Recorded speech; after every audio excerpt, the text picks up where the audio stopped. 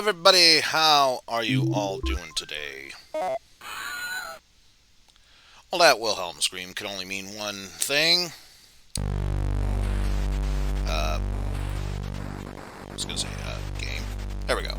It means it's time for some more Orion Trail.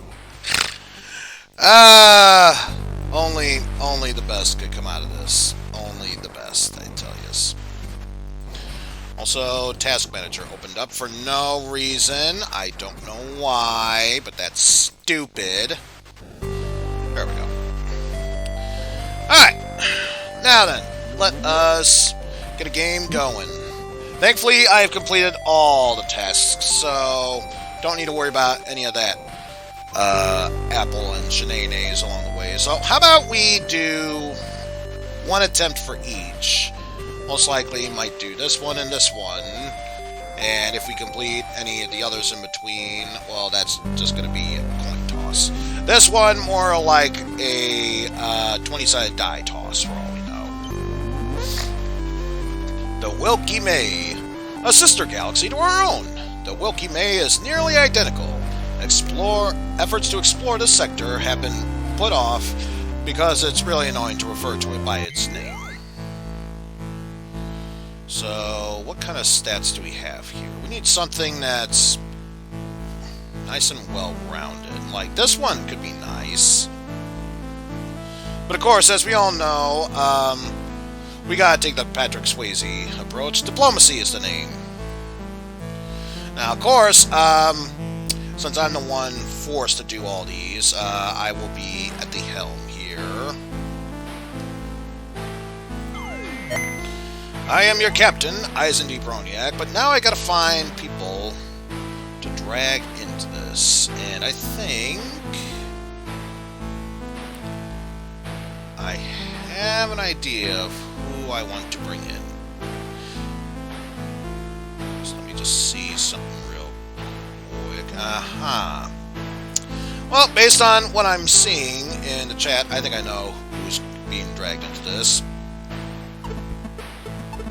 Yeah, don't think I didn't notice you in the background there, Mob. You're being dragged into this one way or the goddamn other. But we also need some attack, which means you're being dragged in, and we will also have Panzer joining us as well. And finally, something we could use. More defense along with attack. Yeah, let's bring in Cheryl. And I know you're not female, but sorry, Hydreigon, that's how it works. After all, it said it's a sister galaxy to us. For all we know, that's just an alternate version of you. Alright, so we have 8 credits to spend before being launched into space. Let's bring in 2 of you.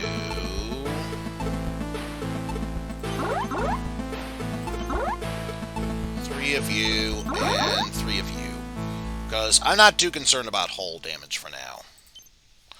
And with that said, we will get things started. More crew or more hull? We need more crew.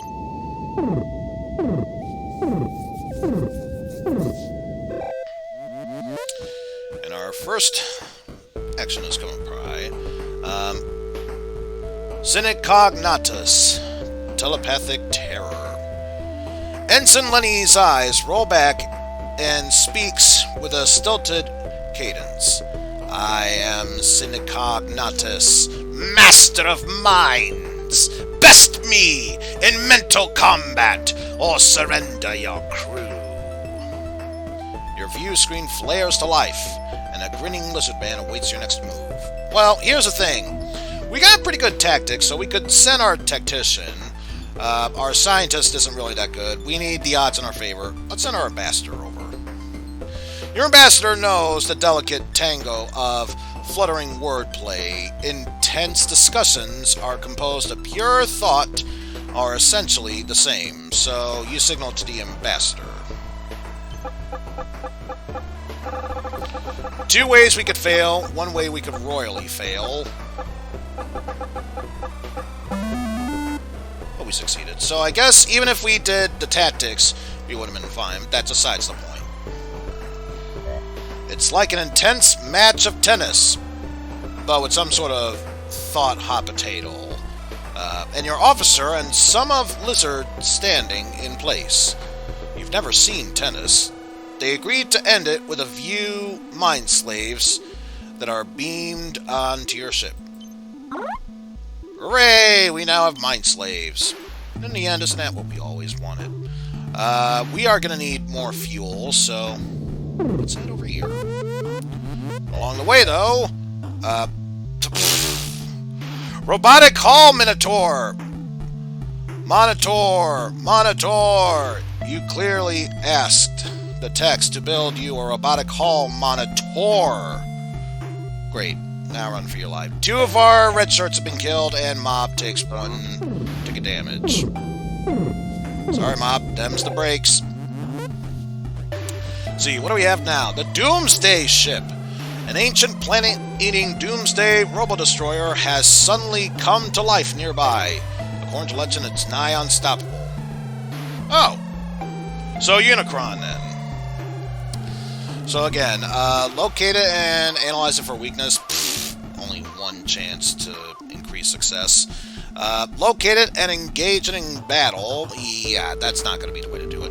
Hail to the nearby planets for help in stopping it. That is going to be our way, because diplomacy is the way. You send out a general request to the nearby star systems for whatever aid anyone might be able to offer.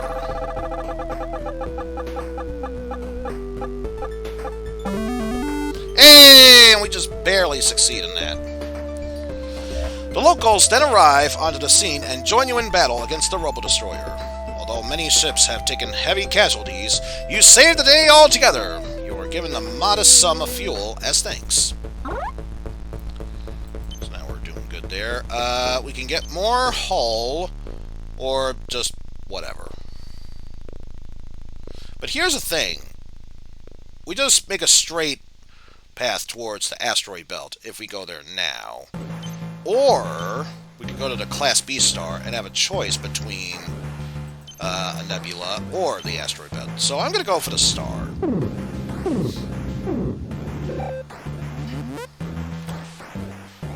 Welcome! Got a shady dealer. Your communications officer says that you are being hailed by an unknown vessel. Floating in deep space, a shady figure appears on a holoscreen, offering repairs in exchange for some fuel. Got a selection of good things on sale, stranger.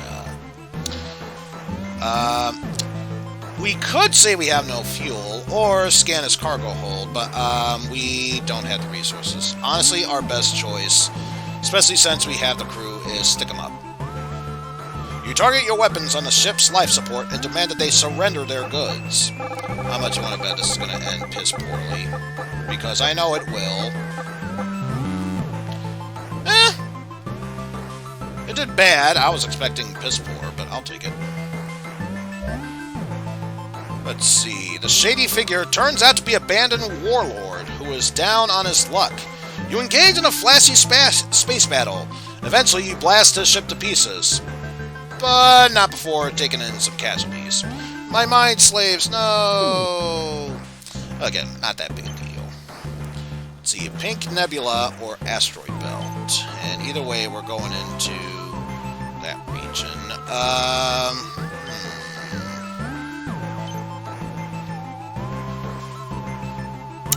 Let's just head for the Asteroid Belt.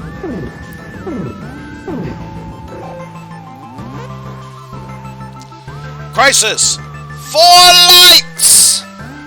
On a routine visit to the science lab, you come across 2 scientists having a very heated argument about how many lights there are in the lab. One scientist swears that there are 3. The other claims that there are 4 lights. You see 4 lights. Let's see, either this isn't a debate, there are clearly 4 lights, or gently help the scientist see his error.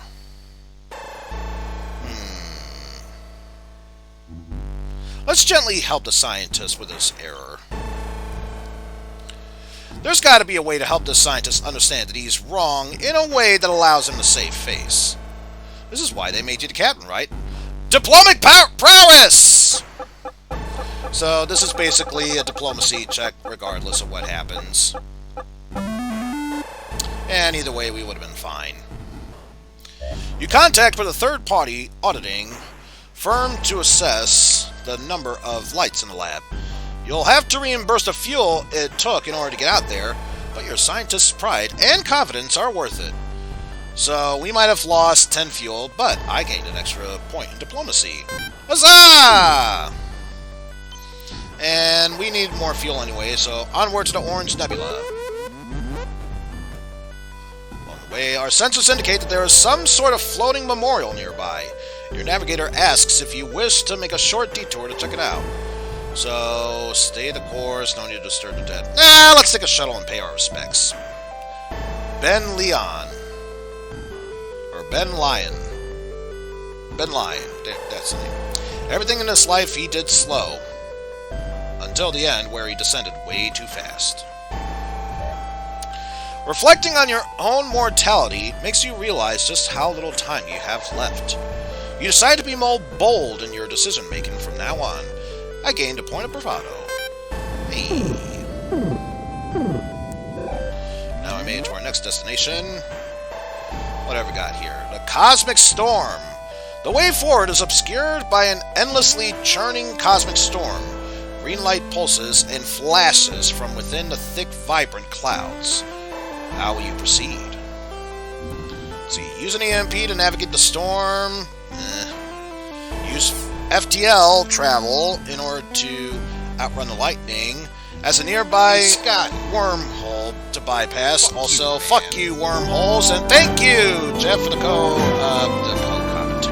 This is not the end of the stream for the points. Diplomacy. You open a communication channel to the sector's Traveler Commissioner and humbly request to use the wormhole bypass. There's only one way we can fail, one way we could royally fail. Hey! Critical success. The Commissioner revels that you are the 1,000,000th travel to use the wormhole. Gifts of precious fuel and food are bestowed upon you. You lucky duck, you. Got 200 fuel, 15 food, and another point towards bravado toward me. Huzzah. There's an SOS being detected by this distress beacon with a chance to get food. Let's do it. Let's see. Wild Space Kingdom. Ah, sweet. Glad you finally beat that game. Galaxy Force has received a distress call from a crew filming a nature documentary on the third planet of the Akriti system. They are trapped and need help from the closest ship nearby.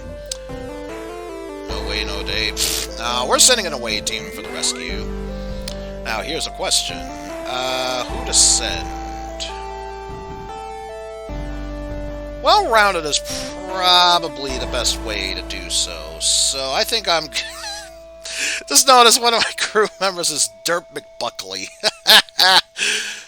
If all the other red shirts must die, I hope Derp survives. Tolpanzer, well-rounded. You're coming with us. The empty shuttle pod. The away team approaches the source of the distress call and finds an empty shuttle completely overwhelmed with warp weasels! They're eating the padding on the chairs, chewing exposed wiring, and building nests everywhere. Where is that film crew? So do we shake the weasels, call HQ for more information, or search the area?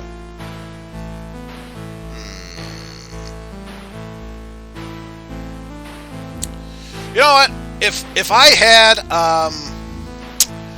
one confident choice to choose from, maybe two, I would choose. This is too big for me, so guess what? It's poll prediction time!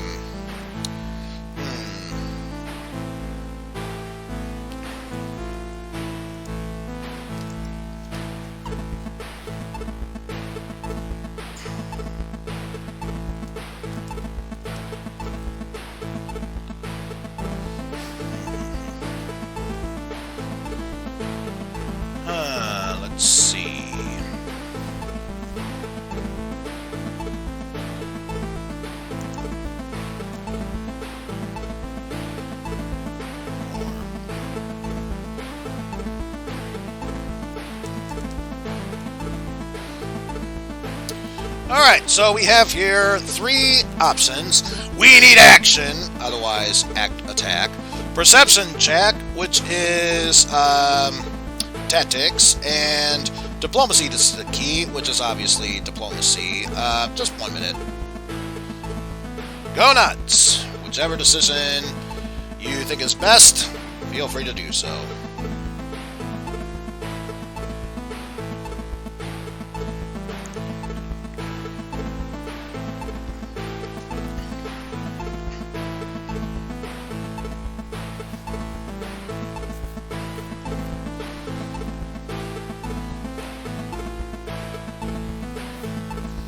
Which I may as well take this as an opportune time to ask, how is everyone doing on this fine day? I mean, I'm doing quite well myself. Very close to finishing my second playthrough of Live Alive. Going through the female character, Lin, of the Earth-style tactics of Kung Fu, so that's good. Yes, that's good. I mean, great. Good and great. We got a perception check, so guess what? That means it is time for us to search the area.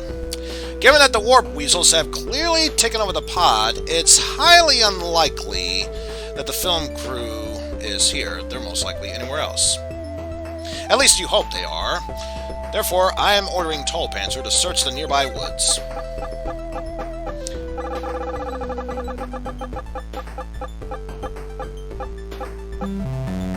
Oh, fail. Didn't really matter what would have happened. The team walks gingerly through the forest, looking for clues to location of the film crew. Jesus Christ, you'd think I wouldn't get tripped up that easily. A couple of them, however, step into a camouflage spring trap. They are roped, netted, and flung upwards over the tree. You didn't like them anyway. Okay, none of them was Dirk McBerkeley, so I'm perfectly fine with that. The film crew, it turns out, is filming a short distance away. As the team approaches, the director motions to be quiet. They're filming a giant Akri wildebeest, rooting for food. It's stunning. Or at least it was up until Tollpanzer sneezes. So he could choose to stay quiet since it never happened. No bravado, so screw that. Studied a wildebeest, no sign, screw that noise. So we must do what we can to calm the wildebeest. I mean, honestly, there's got to be a way how we can convince the Akiri wildebeest that you mean it no harm. So therefore, you order Tollpanzer to find it. And fast!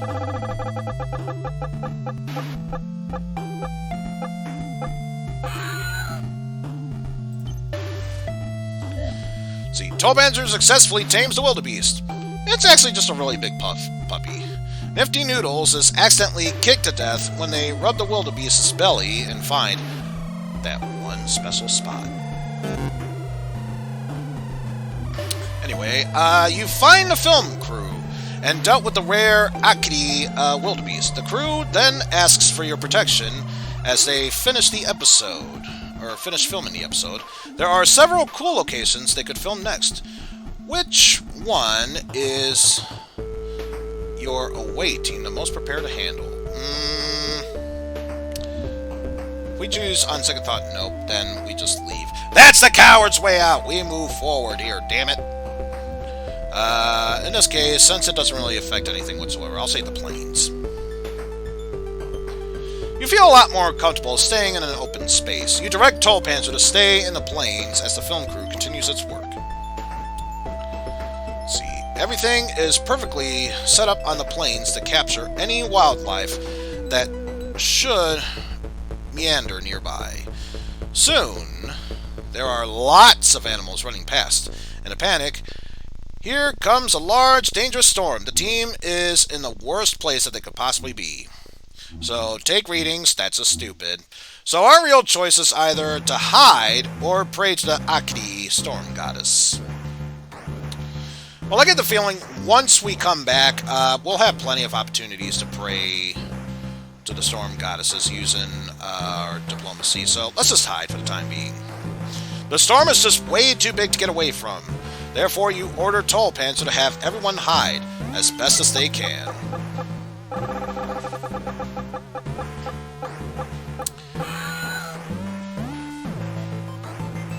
Oh, we got another one down. No! Not Dirt McBuckley! Aww. Everyone manages to find a big enough piece of shrubbery to cling on to. However, Dirt McBuckley hides behind one of those videos cameras, which is soon swept away. They kind of deserve it, thinking that they would work. Oh, how dare you insult Dirt McBuckley? I find offense to that. The away team collects itself from that harrowing experience, only to find that they come across a rival film crew also filming a nature documentary. It's the Splat Brothers. Those loud edutainment guys in their khaki shorts. Uh-oh. So we can avert maritime law? No, that's stupid. Mock the Splat Brothers? Yeah, good luck with that. Run the Splat Brothers off of this goddamn planet! You had orders to protect the Wild Space Kingdom crew. Darn it. And that's what you're gonna order Panzer to do! God damn it. You've protected the film crew, and now you're going to protect their ratings.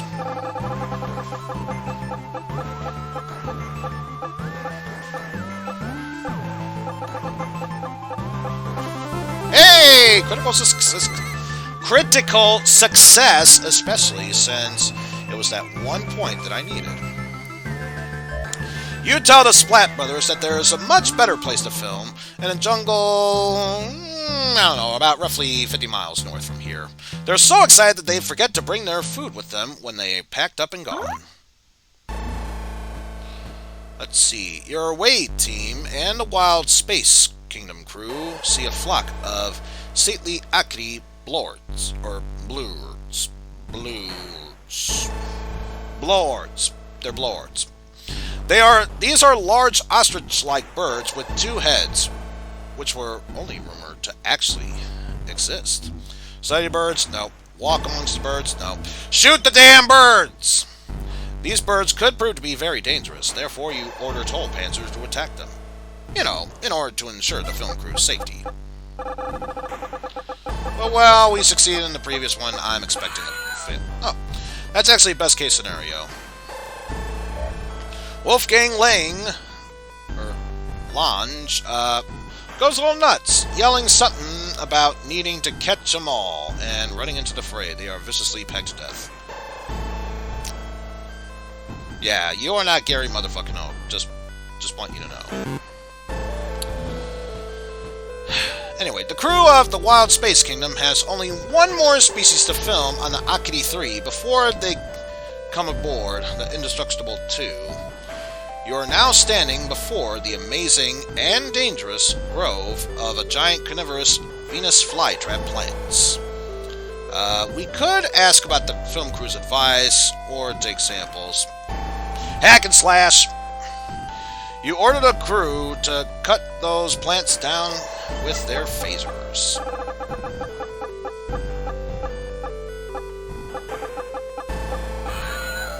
Alright. I'll take that. Losing a red shirt, not too bad. The away team cuts down the plants with no problem. Sun Wukong, no relation to the mythical monkey god, however, annoys everyone by singing a cheerful song about being a lumberjack. That is not okay with the rest of the away team, who just pummels him to death. Anyway, now that the mission is over, there's all this footage of your own adventures of Akiri 3. Some of it could be proven to be very embarrassing for the Galaxy Force. What do you order Panzer to do? Either commandeer it or destroy it.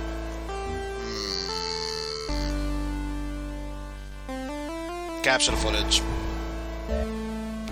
After all, you never know when you might need some embarrassing footage in order to blackmail someone with. Plus, you can always recut it into a series of entertaining vines.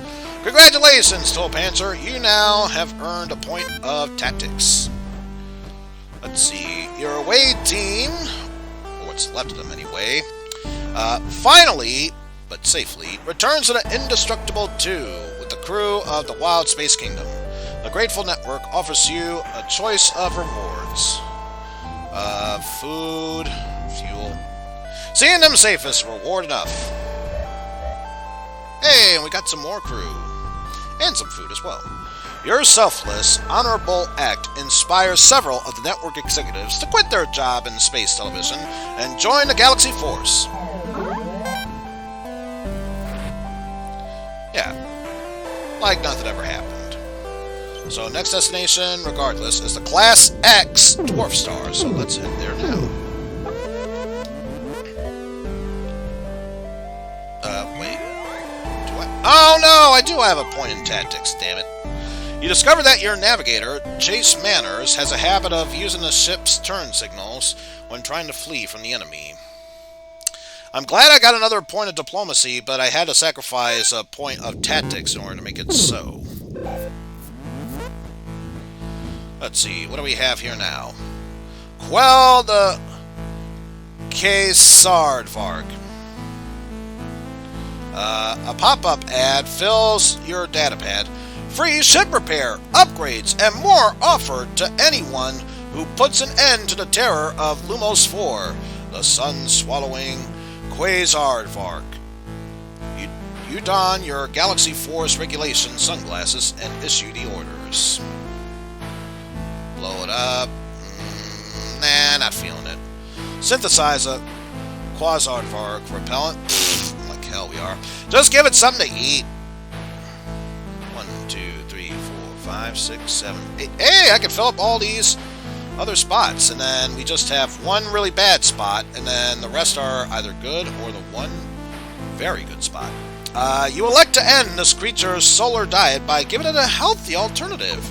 You soon find the creature and enter into an orbit around it. You detach Neutropace Tank 2C and hail the creature with encouraging baby talk. Here comes the spaceship! Boop, boop, boop, boop, boop, boop. And that last point of diplomacy that I gained earlier is what got us that victory. The megalithic mammal slurps up the tank. Its 6 eyes widen. All I can think about is sweet, sweet Neutropace. Now it hunts ships and orbital-themed restaurants in the Lumos sector instead of suns. I think we just caused another problem. Anyway, you still managed to secure your reward. Lost some food, but we got some more hull points. So now we have a decision to make. The Dwarf Star B, where anything could happen. The Asteroid Belt, where anything could happen. Or the Class X Star, where anything could happen. Decisions. Well, you know what? Since I want to have my choice of either there or there, let's go for the Asteroid Belt.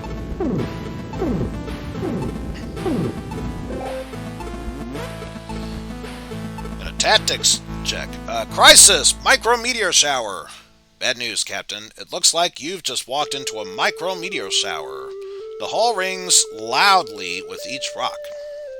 With the collisions becoming more frequent, your navigator asks you how to get rid of this mess. We can choose to either divert the power to the shields, where we risk losing fuel, or we can weather this itsy-bitsy storm and risk losing hull. Well, we got more hull, so we may as well weather this itsy-bitsy storm. You're confident that the armor plating surrounding the Indestructible 2 should be more than adequate in order to repel a few rogue rocks. Well, we're starting all the way back at the beginning, the far left, so hasn't been too bad, though I'd imagine it could get much worse later on. Also, hi, Pan. Succeed. Bang! Pow! Zam! Zam? Reports come in that that an escape pod has been bumping into our ship. Apparently swept up with the wave of rocks. Miraculously, there was no damage to your ship, and there are survivors who join your crew. So let's see. The Class B star where anything could happen, or another Class B star, or we could get some food. We could use some food. Over along the way, Mr. Scruffy Bottom's Revenge! Your first officer has adopted a bearded shark rat rescue. You explain that it was the previous owner that was rescued, not the shark rat. Now, Toll Panzer is taking 1 point of damage. Ow. See, what do we have here? Warp Weasel warning! Oh, Jesus. Your ship is infested with warp weasels. The departments are all arguing over who should take care of the problem. Once everyone has had a say, you consider your options. Use a prototype weasel spray? No, don't think so. Blast them yourself? Nah, that's gonna be a problem. We have plenty of tactics. Let's deploy droids to avoid any loss of life. You issue the order in order to prepare for the ship's finest droids for the extermination effort.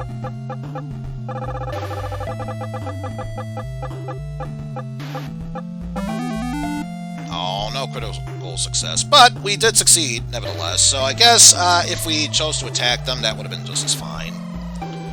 Who knows? The only available droids are structural repair bots. Their grapple tool snatches the weasels up with ease. Hooray! Then they begin to cook. The weasels are cooked alive with the droid's wielders. That one's gonna stick with you. Got more food, and now we are able to head back into the industrial station where we can sell some of our stuff for money, even more so with fuel.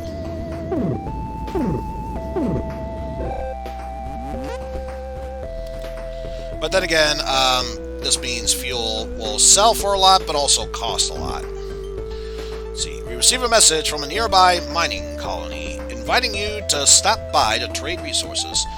They seem friendly enough. Let's first off talk with some of the locals. You wandered the crampling halls of the mining colony until you come across something resembling a general store and a bar. An elderly Grobulin leans against his stall, bored. Let's head to the bar first. You take a look around. The bar is packed with lively characters from all around the sector. Who would you like to talk to first? Let's check the miners first. The miners are all sitting around, enjoying their time off. After introducing yourself and chatting for quite a while, it's quite clear that these guys are pretty short-staffed and under supplies. We could give them some supplies, or share supplies in order to get some info. But let's see, that was the miners. What about the bartender? The bartender welcomes you as you sit down. As you talk, he offers to teach you a thing or two about the history of the mining station. Get more tactics, or buy everyone around. We could use more science, honestly, so let's head back to the miner, and let's share some supplies for some info. The miners are willing to give you some data on some of their more useful ore in exchange for some hull plating to help reinforce their shuttles. But they could also use some helping hands as well. I want to keep my crew, so I'll trade in 2 hull plates for some science. Let's see. The miners thank you for the hull plating and transfer the agreed upon data onto your datapad. I gain a point towards science. Lost 2 hull, but we'll be fine. Let's trade for some resources. Let's sell 1 fuel and 2 crew, so we can get more food.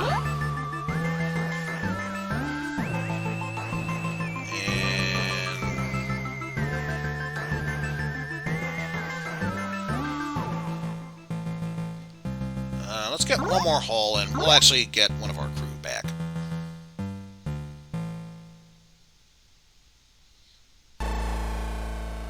Although, I'm wondering, do we even need... Let's hold off on the... well, actually, no, it doesn't help at that point. But we are going to need food. That's going to be necessary to restore health. Nothing right now. But yes, we should rest. And it's a good thing we bought 30 food, because that's what we need in order to recover HP. Do you want to rest here and recover some health? You'll have to consume some supplies in order to do so. That's fine. Time to kick back. You eat the food and begin your long session of R&R. Crack open the NutriPaste. Yeah. Yeah. So lost some food, but we got some good stuff traded in afterwards. I think we're good to go. But yeah, this is the first map, not that far to get there. So next up, the Class B Dwarf Star.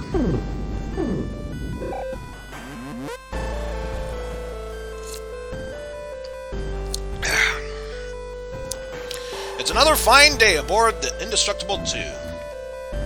You nod to your passing crew, recognizing each one of them. Well, except for one. You can't seem to recall his name. In fact, you're unsure if you've never even seen him before. Seems as if you picked up a stowaway. But the unfamiliar face. We can either confront the stowaway, why we do that? Detain the stowaway, that's just cruel. Why don't we dine with the stowaway? Get to know his history. The best way to figure out someone's intention is through their stomach, so you invite him back to your quarters. You place several orders on the food replicator, especially since it's been recently expanding its gourmet menu. But again, it's one of those situations where only one place where we can fail, and the rest is either succeed or critical success. Woof! It's a good thing we chose diplomacy, because that would have been quite the bad move. Let's see. After the appetizers, you shift your topic on to why he's here. He plainly explains that he boarded thinking this was a novelty, traveling restaurant. You now realize he wasn't wrong. He actually gives you some food cells for the meal well served. Hey. Had to consume some food, but that's perfectly fine. So now, Green Nebula, where anything could happen, or an asteroid belt where anything could happen. Chance of getting fuel, or a chance of getting food? Also, there's this spot here, or anything could happen. If we head down, we're guaranteed to only get the food and then there. But if we choose to go up, we have the option to go in here, which will give us the option for the... we could get some more fuel. Or food, I should say. Food, in a way, is kind of fuel, so I guess we'll head towards the Green Nebula. Let's see. Sensors indicate some sort of floating memorial. Yeah, let's pay our respects. Another Eizen de Broniac became extremely peckish. Great! So, apparently seeing a corpse of my past grave forced me to lose the science that I just gained. Thank you, game. Thank you. Tendril of lightning appears from the gravestone and zaps your personal anomal locator, vaporizing it. You're confident that no data was ever backed up.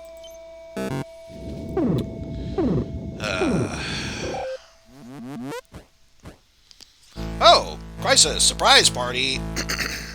You and your crew have been planning it for weeks. A surprise party in the cafeteria for your first officer. As you're walking down the hall towards the cafeteria, your first officer demands that they really hate surprise parties. Do we choose not to spoil the surprise or spoil the surprise? Well, he hates surprise parties, so I guess we'll spoil it for him. You pull your first officer aside and warn him that everyone's planned a surprise party. You also explain that everyone worked really hard planning this. Hopefully this will smooth things over.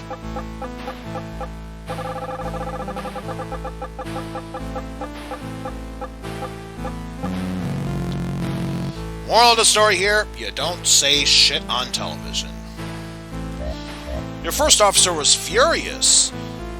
Surprise party, huh? How's this for a surprise? Oh, shit. We all lost some.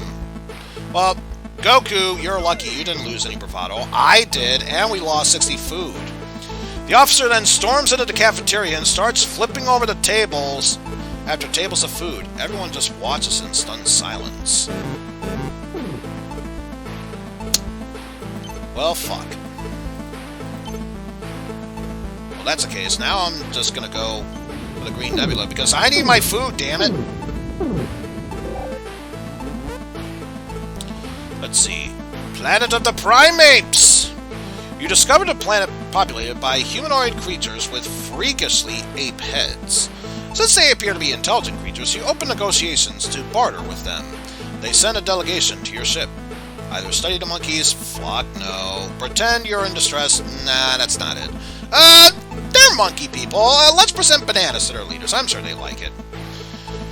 You welcome the council of 12 monkeys on your ship and bestow a lavish gifts of bananas onto their leader.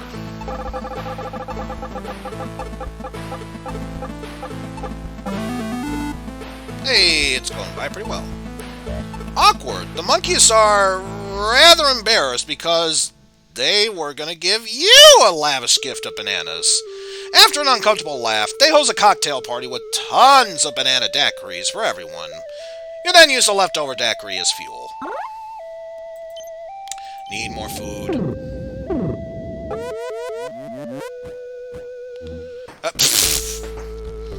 Starved for attention!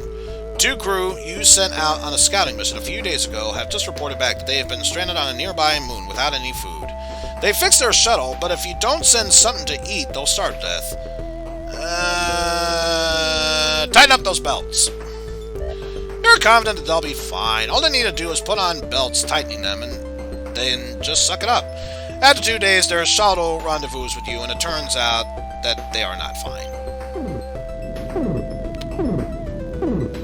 Just walk it off. You'll be alright. Alright, last one. Dimensional Rift. Your anomalocator whirls to life, altering you to a developing interdimensional rift just up ahead. This is your chance. Rifts like this one are the pinatas of deep space. Be ready for anything. Pry open a gateway to another dimension? Nope. Contain the rift with laser fencing? Nah, that's not good. Let's send a message into the rift. You know, diplomacy's the key. Your communications officer sends a general greeting into the rift and waits politely for its reply.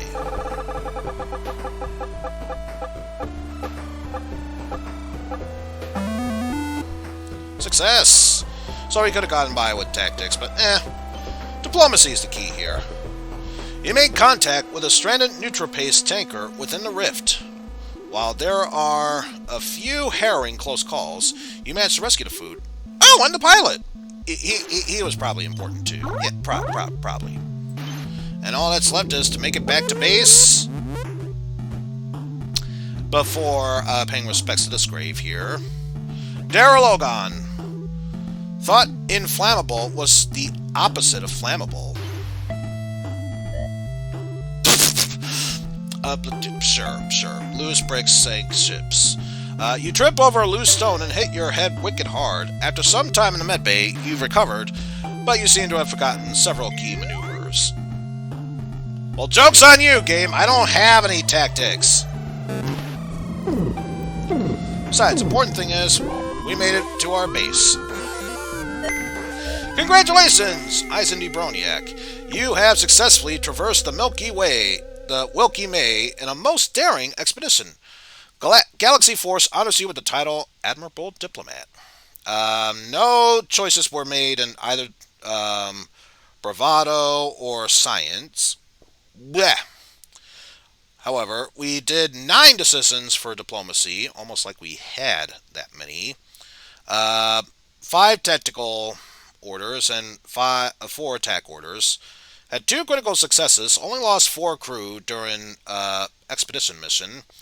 9 successes, 2 failures, 1 critical fail. 14 space encounters, 7 events, the 1 away mission, blah blah blah, and 3 graves. Let's check out the obituary. Didn't have a hall pass, Trusted a shady dealer, trusted a shady dealer. Too many warp weasels, Eaten by a kitty wildebeest. Raided on planetary brains. Giant two-headed bit of star for attention. I forgot about that last one. Alright, so let's check out the Ursa Major. The home sector to the Urzans. It remains mostly uncharted by Galaxy Force. It'll be a tough task to bear. Bear? No, it's bear. Anyway, as I mentioned beforehand, I am the one at the helm, so I am forced to take the role. We'll have this one come into play?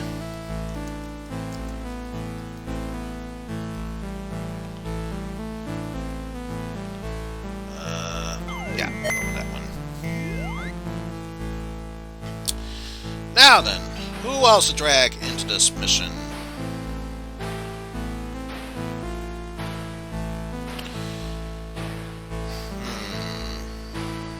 Need some science and diplomacy. Well, I'm sorry, Pan, but you're gonna have to be dragged into this. Don't blame me, blame the fact that you joined chat when you did.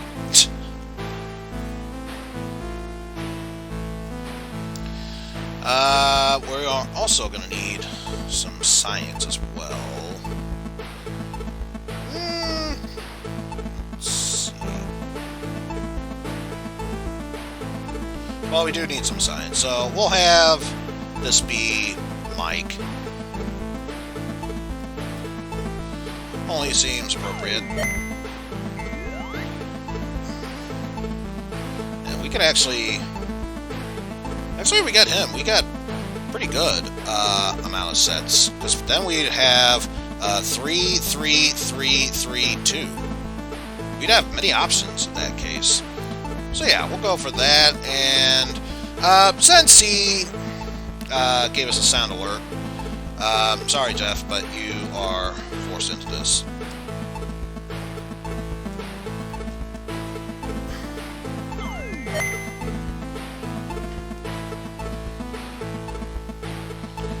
Bit of a longer mission, but we'll be fine. So for this, we'll need more crew, more fuel, and food.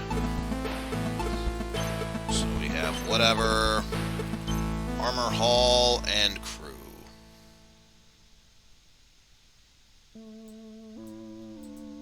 Let's put that aside. What are the options afterwards? Food, more crew, hull, whatever, and whatever. That's whatever.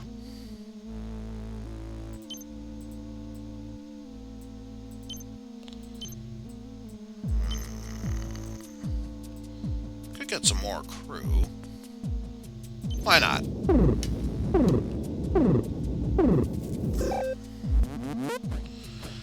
Let's see. What do we have here? Human resources. A finely dressed man hails you and explains that you have trespassed through his territory and must pay the toll. You reach for your wallet. Your first officer explains that he is a notorious slave trader. You then put your wallet down. Do we incite a rebellion with the power of diplomacy? Do we trick the slaver with neutropaste people? Or do we say more like death toll and open fire? But yes, this is another one of those 3-3 moments. So guess what, folks? Time for another poll prediction. Let's see.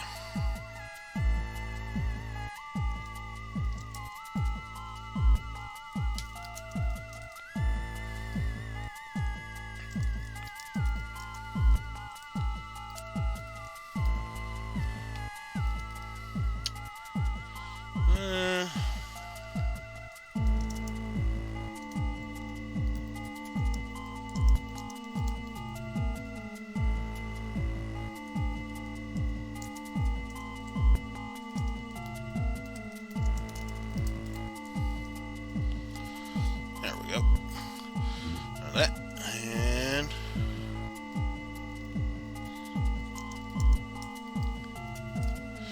alright, and once again, 1 minute choice. Feel free to vote on which one I should do, since obviously this is a 3, 3, or 3 option. Doesn't really matter.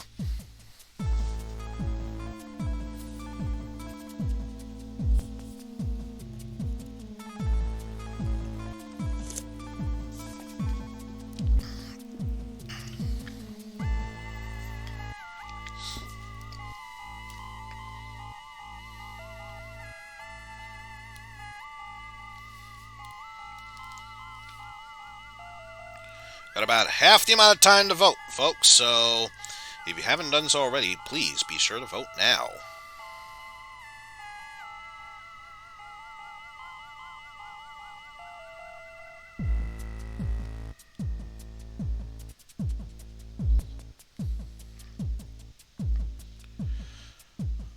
Time's about up, and survey says we will trick the slaver with NutriPaste, people, using the power of science! After agreeing to a deal, you tell your science team to start making the best-looking NutriPaste food, people, that they can cook up. So we're looking at roughly half-half.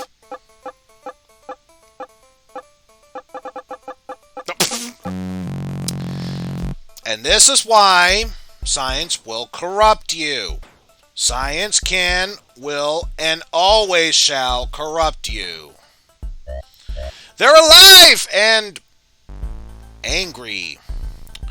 While their sentience is incredible, the food people are enraged that you are trying to sell them into slavery. They wreck your lab and steal a shuttle. During the commotion, you escape the slaver. Lost 2 hull, 60 food. I don't have any science to begin with, so that affected me to no bit. But still, lost hull and food. That's bad. That's really bad. So, given the option, just go straight forward to there with more food. Yeah, we need more food. We didn't lose any crew, and already that's red, so we need more food. Let's see. No space for this Sasquatch, and it's yet another 333. Let's see. All hell breaks loose in the cafeteria when an 11-foot Hothian glacial primate bursts through the freezer door and runs amok. Let's see. It must have been scooped up during the ice run, which would also explain the fur-covered ice cubes from the dispenser. Well, it's a shame we already used science as a tool, so that's not going to work. I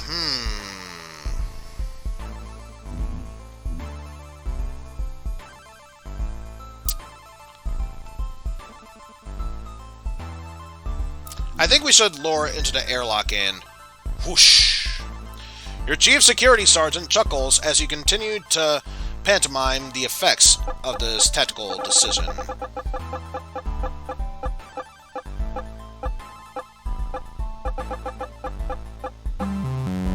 Damn it. It's a good thing I've already beaten this game, otherwise I'd be super pissed about RNG not working in my favor. The plan falls apart when the creature ignores the bait and makes its way to the warmest part of the ship. It nestles somewhere in the engine room, destroys several fuel canisters, which forces you to print new warning Yeti posters in order to keep the code on. I wanted to check the other air... Need more food anyway, but still. The Globulus Rex. Shortly after developing a routine foraging expedition to a nearby jungle, you receive an emergency request. A sweaty corporal explains that the team is being chased by a Globulus Rex, the most feared alpha predator in the entire sector. Well, you know what? I'm super pissed after that. Orbital bombardment! You order your weapon officers in order to lock the team's distress signal. Theoretically, dropping bombs slightly behind them should take care of the rest of the problem.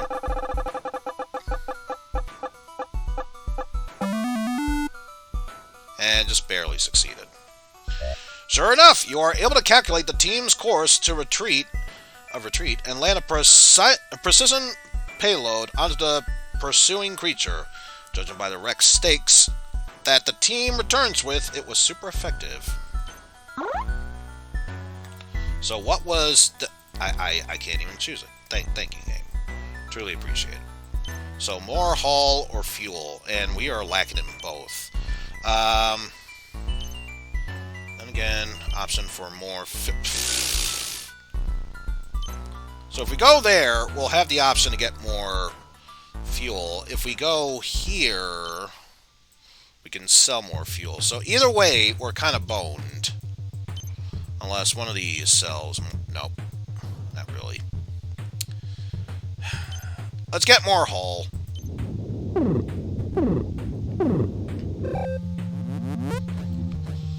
Galaxy Crisis Common Warp Core. The Galaxy Force is requiring that a certain make and model of warp core be used in all ships. The common warp core, the engineers are concerned because they can't understand the schematics. But it's a new law. We either challenge the ruling or change our engineers for retraining.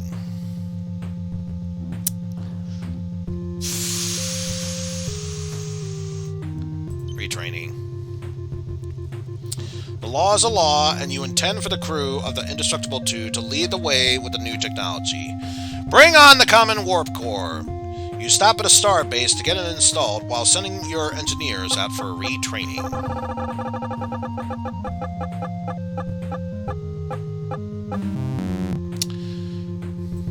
Of course. Your engineers have a lot of studying to do, and they ask for your help. You could do these calculations in your sleep, but this new way doesn't make any sense to you, and you feel stupid. At least they're getting smarter? Damn it! Lost a point towards tactics. And I didn't get any hull. So, next option here, we gotta get more food. I get the feeling this is not gonna be a success at the rate we're going. Mysterious illness! After investigating a nebula, a number of your crew becomes ill. Their skin turns green, and they soon start sprouting tentacle form from everywhere. The ship's doctors recommend quarantining them. I would love to play it safe and quarantine them. Unfortunately, I lost a point in tactics, so we either put them in the airlock or research a cure. We're researching a cure. Where others see dangers, you see a research grant in the making, so you put your top scientists at it at once.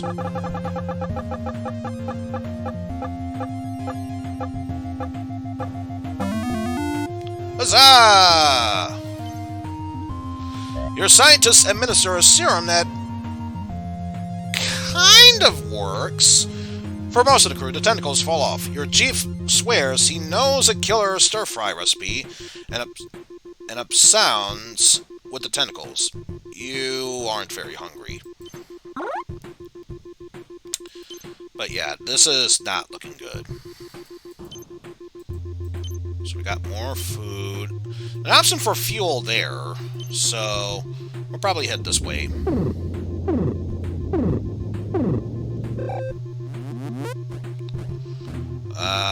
Chat and trade if we can. Let's see, the Peskin Mess Hall. The mess hall, which is full of Peskin soldiers eating and relaxing around the corner. You see signs for the requisitions office. Trade for resources. No, not that. Not that. Yeah. Chat with the soldiers. The Peskin soldiers welcome you warmly to their table. After sharing a few war stories, they ask if you're interested in any training. Could use some training. Any that involves, I want to be as fierce as a fish, or I want to flow like water. Any that involve, no.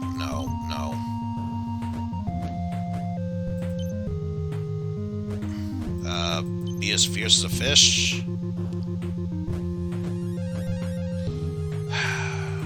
Well, those are the resources I kind of need right now. What about the customs? One of the Peskins says that he is willing to give you some data on how to speak Aqueous, the language of the Peskins. She's also up for teaching you some drinking songs. What about drinking songs? Food, fuel... No! These are terrible decisions! What about learning Aqueous? Damn it! I have plenty of crew! Why can't you just take them instead? And this is why I titled the stream Orion Trail. Or how I learned to curse RNGesus' name in space, because god damn it, RNGesus is being such a fickle bitch right now.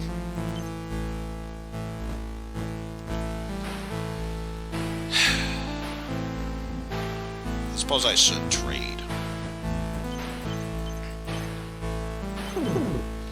Trade in the crew for... We're gonna get more fuel anyway, so... Get some food.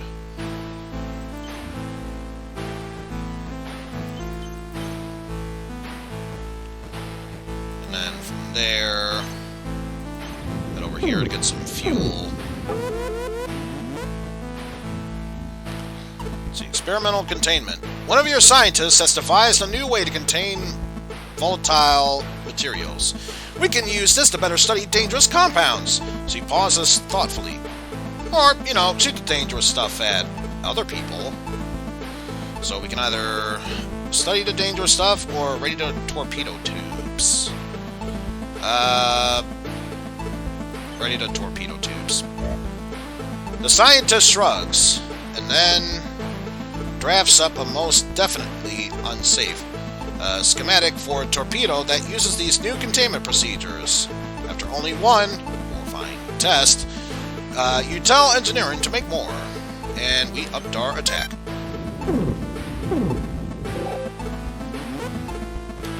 Cosmic storm. Ah! We could have used that diplomacy right now. Damn it. We don't have it. I'm not feeling up to diplomacy now. Just coat the ship in a conductive neutral paste. You issue the order. In a matter of minutes, your ship is a brilliant neutral paste orange.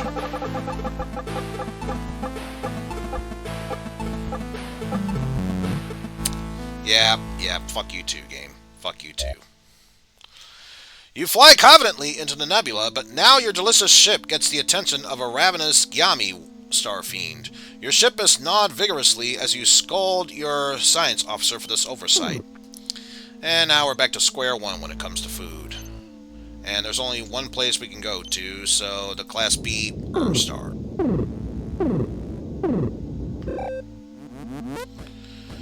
Let's see. Space Ghost.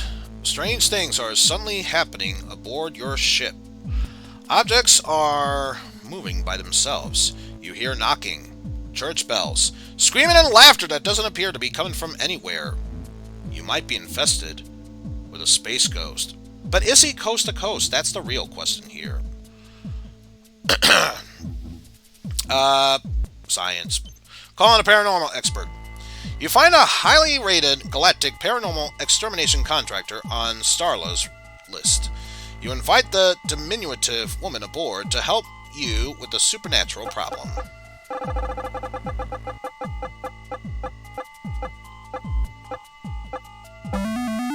There we go. The tiny woman coaxes the ghosts into the open, then dislodges her jaw and swallows it. Everyone is disturbed, but the problem is solved. You tip the expert with extra food, hoping to get her off the ship as soon as possible. And we got our point and tactics back. Huzzah! Only one place to go to, the Class M planet. Feats of strength. You pick up a broadcast as you pass by a warrior world. All are invited to prove their worth in the fields of glory and win fabulous prizes. Food, fame, lifelong friendships, death! You stroke your chin and consider the proposition. Hell yeah! Send the away team. Well, it's all about fighting, so we're definitely going to be doing that. You got some combat experience, and guess what? You're pretty proficient with the way of diplomacy. Good luck out there, Pan! Outside the stadium, your away team arrives in front of the Coliseum, banners proudly displaying various home planets wave in the breeze. There is a buzz of excitement in the air. Your team of champions await your orders. Begin the game or find some food. We need some food. Your team sets off to find some, hopefully, edible street food in the midst of the revelry. Your team then arrives at a small cluster of food carts, each offering a different style of food. Unfortunately, all the signs are in a language that don't exist in the Galaxy Forces databanks. Your away team looks to you for orders. Meat is the smartest choice? No. These kind of look like grapes? No. Eat that leafy-looking thing. Confident that these leaves can do no harm, the team begins to graze.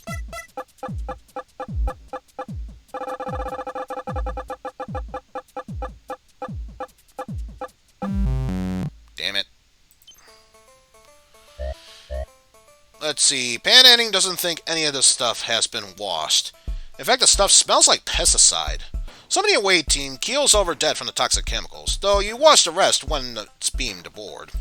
So we got some food, at least. But yes, let's begin the challenge. The team proudly marches into the arena, ready to prove its awesomeness of the Galaxy Force. Let's see. The team enters a large open arena. Some kind of large elephant centaur towers above them menacingly, wielding a tree trunk in its trunk. Anyway, it's really big and scary. Panhandling looks to you for your guidance. Use the untested shrink rate. No way. Try and ride it? Pfft, maybe some other time. Just overwhelm it with the superior firepower you have. Your team lines up against open fire on the giant grab bag of creature.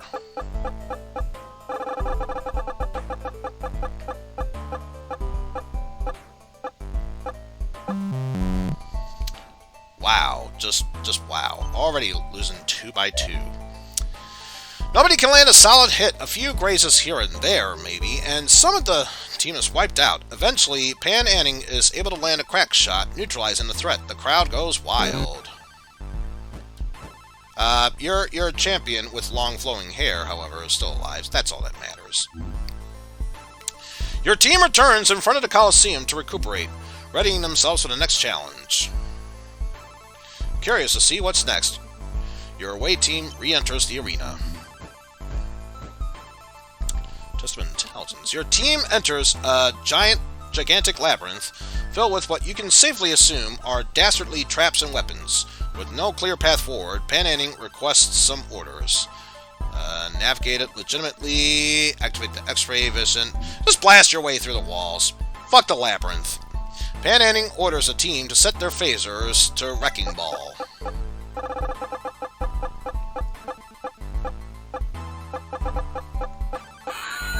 Alright, only one fell. The team tunnels through the confusing mess of walls. Eventually, Wardle Hoft sees it. Daylight! Running excitedly, the poor fool fails to realize that there was a pit directly in front of the opening. The rest of the team was able to avoid it. Champion's still alive, though. Your team returns to the front of the Coliseum, readying themselves for the third and final challenge. Let's do this. The away team marches into the Coliseum one more time. What could that final challenge possibly be?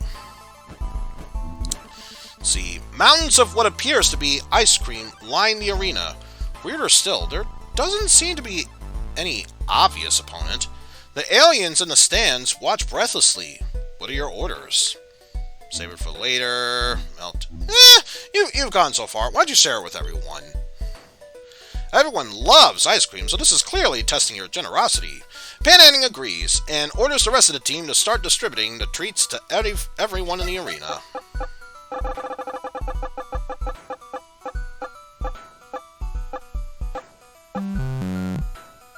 Yeah, I didn't think so. The aliens begin to eat the ice cream. Unfortunately, Punch'em gladly messed up one of the spectators' requests, and some of the team is torn apart by the furious crowd. Otherwise, it was great. No, your champion fell. So, let's see. Your team faced the challenges of the arena and prevailed. The master of the arena calls Panhandling forward and demands to know what they seek as a request. Well, you know what, Pan?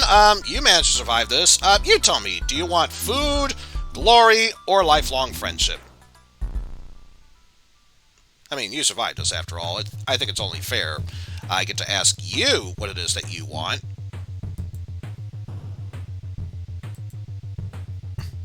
The bagel.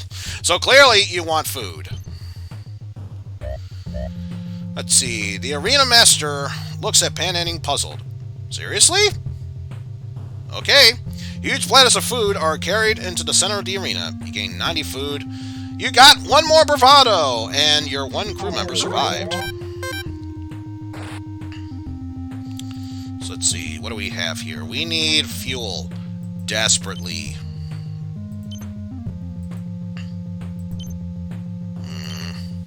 Sad thing is, we can get fuel there, but we're stopped right there before we even reach our destination. In fact, I'm pretty sure we won't reach our destination to begin with. And of course, to rub it in, the one shop we can go to, guess what? There's a double price on fuel, so this is not going to be good. Orange Nebula. So now we have to wait as we exchange an SOS. Let's see. Globulin Science Vessel. After some time waiting, a Globulin Science Vessel approaches you. So he's willing to give you fuel in exchange for conducting a few scientific experiments on you and your crew. So he promises that your crew will mostly be okay. I guess so? We need fuel. Ow, I took one tick of damage. Jeff lost science, I lost tactics, but we got more fuel. It was horrible. Everyone who volunteered, I couldn't even read the rest of it. Gravestone, sure. Flopsy disc. Always be good to your mother. Absolutely. Hey, I got my tactics back! Still lost that science, but we got our tactics back. Crisis. Mischievous moonsquitoes. You're sitting on the bridge when suddenly you hear a high-pitched buzzing in your ear. It passes, and then returns. This goes on for like, I don't know, 5 minutes, before you suddenly realize that your entire ship is infested with moonsquitoes. Great. We could fumigate the ship for more fuel, but we'd risk losing the crew. We could capture the bugs and study them. You don't know where exactly these bugs came from, but careful study might be able to identify the source. You order your scientists to capture as many of them as they can for science study. Hey! Critical success! After close study and a few rounds of testing, your scientists have devised a way to grow them large enough for pets. You're not really sure why anyone would want a giant moonsquito as a pest, but they do prove to be pretty popular amongst your crew. We gained 2 bravado, 1 for me, 1 for you, Pan, and we got a point of science back. So we'll take that. Let's head to the Red Nebula so we can get more fuel.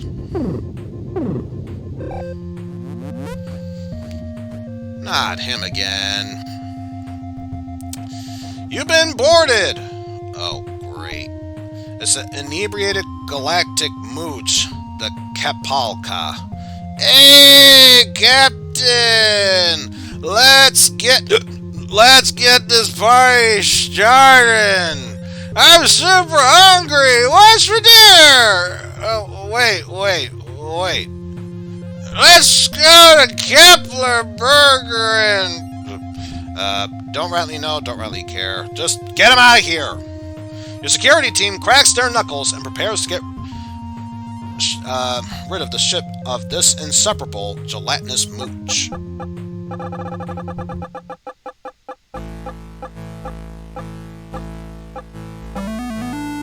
Hey.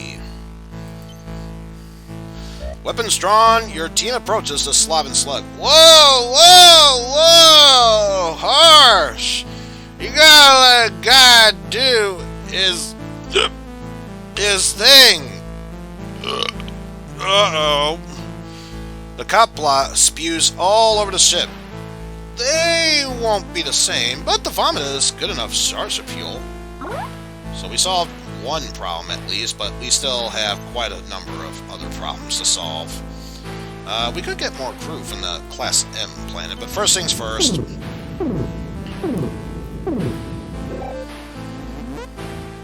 Not that there's really much we could do here, so not gonna bother. Let's just leave. The end is right there, if nothing else, so let's just head for the Class M star.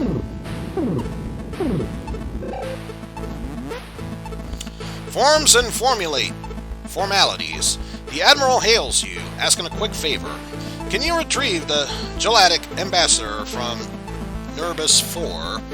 Your ship is the closest. He understands if you don't have enough time. Why wouldn't you have time? The planet's just right there. Yeah, let's do it. And guess what, Pan? You have the best stats, so you're going back down. The team is herded into a long custom line. When your team finally reaches the booth and shows their interstellar passports, a stern, uninformed hippoclop blinks its eye at Pan Anning and booms, "Anything to declare?" You got no tactics, no science, so... Oh. Make declarations. Alright. Pan Anning jumps out to the counter and yells to everyone in the room, "Yeah, I've got something to declare. I declare this planet to be awesome!" And then begins whooping and playing air guitar.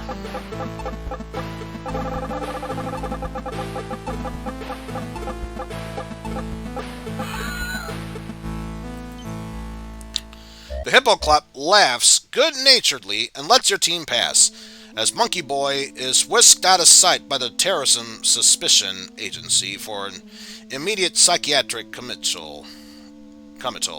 They give the team some snacks, though. Didn't like him anyway. After the customs, the team meets the Galactic Ambassador. It's awkward. Jelliacs are liquid beings. The ambassador is a jar of pink liquid with eyeballs floating in it. Creepy.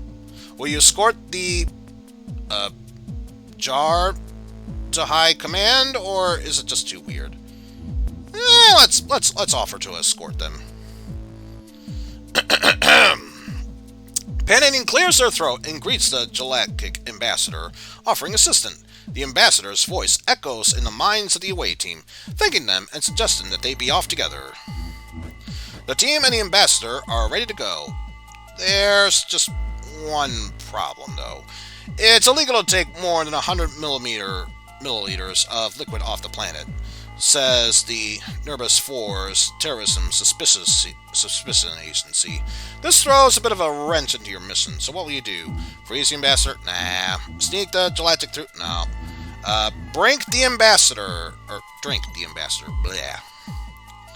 In a quick move, Pan Anning drinks the liquid galactic ambassador. Now the away team can continue, unobstructed.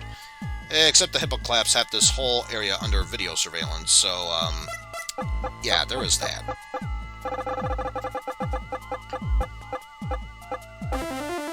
Hey! Natural critical success, so I'll take it.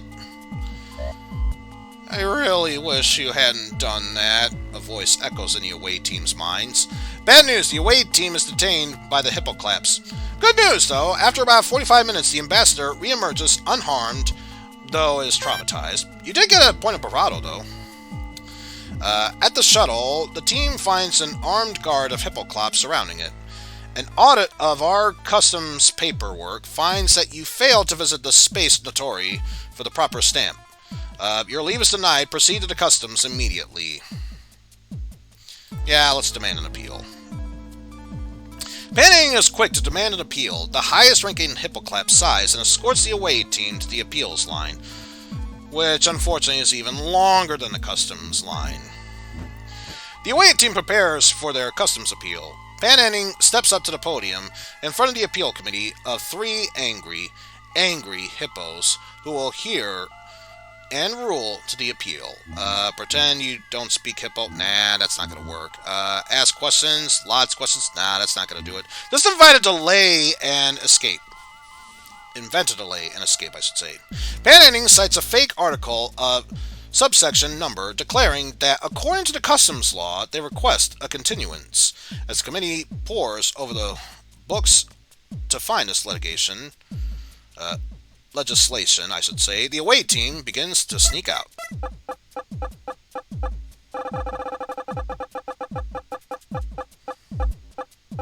Keep going, keep going, keep going, keep going. We lost one crew member. We're not going to worry about that. Wait, says a hippoclop. Finding a law with those exact numbers? That law provides we grant your appeal in exchange for 50,000 hours of community service. The team leaves, but John Magoo draws the short end of the straw. Sorry, bud. Got more food, though. The team won its custom appeal, but now must obtain a specific sticker to be affixed to the shuttle, allowing departure from Nurbis 4 space. Enough, cries the ambassador telepathically. I invoked a trial by combat. Wait, what? Let's see. Beam down a high-tech gadget. Nah. You could choose a fight, but let's be real. Nobody expects a wedgie. Showing real and substantial maturity, Pan Anning whispers to the team that their strategy is to give wedgies to the hippoclops. I see nothing but good coming out of this, especially since it's a natural critical success. Yank a hippoclop's underwear up. Hard, the hippoclop yells, "Ow!" and sobs. Apparently this isn't the first time. He forfeits and the team apologizes, then finally gets the hell out of Nurbis 4. You gained 1 point each of attack and diplomacy, so good for you, Pan. Finally, you deliver the Galactic Ambassador to the space station, where the Admiral is there to greet you. He thanks you for your help, then reminds you to be sure and fill out all your away mission reports. Cry to fill out more reports or leave without doing your paperwork. It's a pain in the ass, but it does need to be done. Just cry and fill out more paperwork. Great, you lost a bravado, but at least you gained some tactics, so you're more well-rounded. Pan Anning does what they're supposed to do. They hate it, but they must do it. Let's sigh. See, when the liquid galactic ambassador returns to his watery planet, he then tells tales of your bravery that inspire young Jalax. Several of them telepathically apply to join your crew. Approve the applications. They're in jar. No, approve them. Approve them. Who cares if they got no arms or bodies? Their jars can be stored quite easily in the closet, and you just patted your crew members. So I get the feeling if we start running out of fuel, we're going to need food, and if we don't have enough food, we can always drink our crew members. So now the difficulty starts to get ramped up as we head towards the Red Nebula.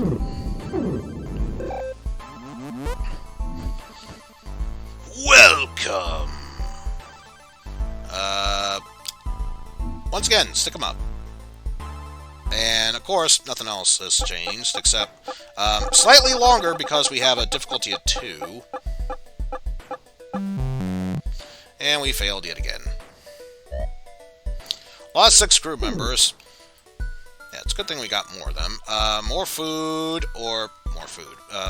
Shorter approach, we're almost at the end.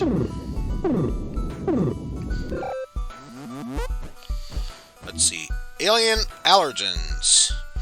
A group of adorable, furry aliens want to trade you food and fuel for your broken computer parts. What a deal! You invite them on board. Unfortunately, your crew's allergies kick in as soon as they step into the airlocks. Expose them to Fabulon hair products, which we could do. Set phasers to shave, or keep the talks going.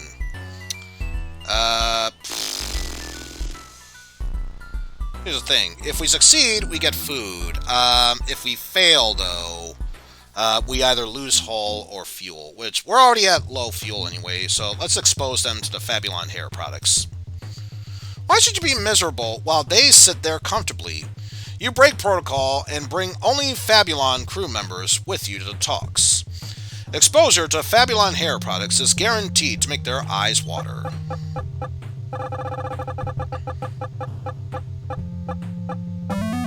And it's a good thing, too, because we succeeded.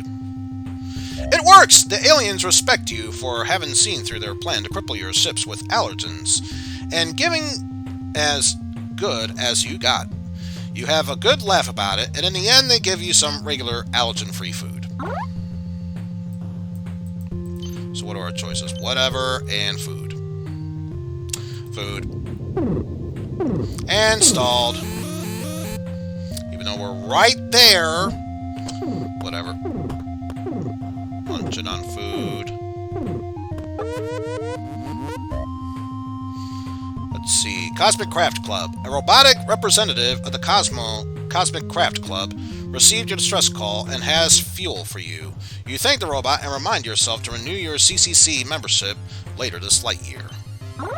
It'll get us to our destination, and I think there, but whatever. Anyway, crisis. Exterminate?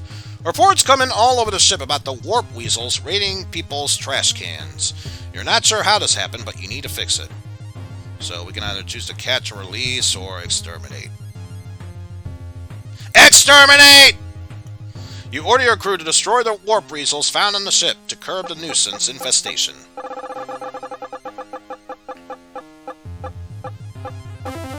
Critical success! Your crack security team is so efficient at hunting the critters down that the problem is handled before most people even know about it. And suddenly, there's a lot of meat in the cafeteria stew. So we definitely have some food, and you got more attack, Pan, so good for you. But I get the feeling, by the time we get to here, once again, we'll be running out of fuel. Which, again, it's a good thing we got more food. Send out the distress SOS. And what do we got now? Space-based souvenirs. A Fabulon in a gaudy neon bowling shirt has received your call for help. He says he's a collector of ship paneling and will trade you fuel for one of your armor plates. People are all sorts of things, apparently. Sure, just be careful. Okay, it's just one hold. I can live with one. The Fabulon's eyes light up as he immediately gets to work. In the end, he removes an armor plate from the front of your vessel. It's aesthetically infuriating, but you can keep moving for now. Okay, we're not in the red, so that's all that matters. Warp weasel warning. Prototype spray, nah. Domesticate the warp weasels, we could. And I want to blast them, but the chance of losing something else, including hull or fuel, kind of concerns me. So I think for this one, let's domesticate the weasels. You give the order, revealing in the confused expressions at the faces of your crew. It's almost like beforehand we told them to exterminate them, and now we're trying to domesticate them all. But it doesn't matter, we succeeded. You rally about half of the weasels to your cause with an impassioned speech. Unfortunately, this starts a warp weasel civil war on your ship. Your side wins in the end, and you hold a feast to celebrate. Got more crew and fuel, or food, I should say. We're almost there, and we should have enough fuel to get there. You get a frantic call from your chief engineer. Captain, one of the warp plasma junction pipes has a clog in it, and it's going to blow. Uh-oh. Evacuate the deck. Nah, just send some troops there. We have plenty of crew. Your chief engineer is stunned for a moment as the reality of the order set in. The brave engineers are able to fix the clog, but then die to the plasma exposed shortly afterwards. If they died, then how come I lost fuel? Well, that's bullshit. Galaxy Force Court-Martial. Uh-oh. High Command notifies that you are to be court-martialed by holocall. Right now. An image of the Admiral's stern face reads the crimes listed against you, which involve mostly property damage and negligence. How do you plead? We could choose guilty or provide a cunning defense. Fuck it, this is all the security team's fault, so let's blame them for it. It wasn't your fault. Your good-for-nothing security team fires the weapons every time you so much as cough. You are the least negligent captain in Galaxy Force, and everyone knows it. You breathe heavily, waiting the Admiral's reply.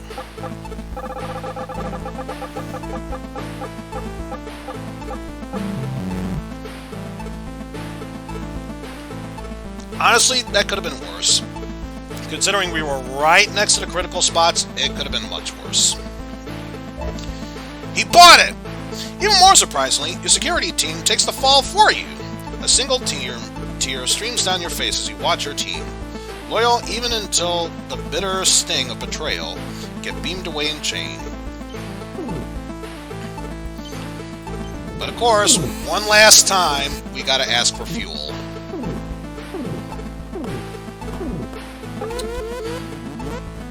Right there, too. Okay, Eizen Long Hauler. And Eizen hails you and explains that she'll trade you 100 fuel for some of your Nutripace. She claims to have miscalculated how much she needed in the cryo hibernation leg of her long journey. Sure, let's make that trade. We're right there at the end.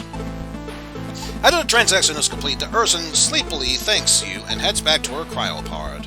Lost 30 food, but who cares? We have enough fuel.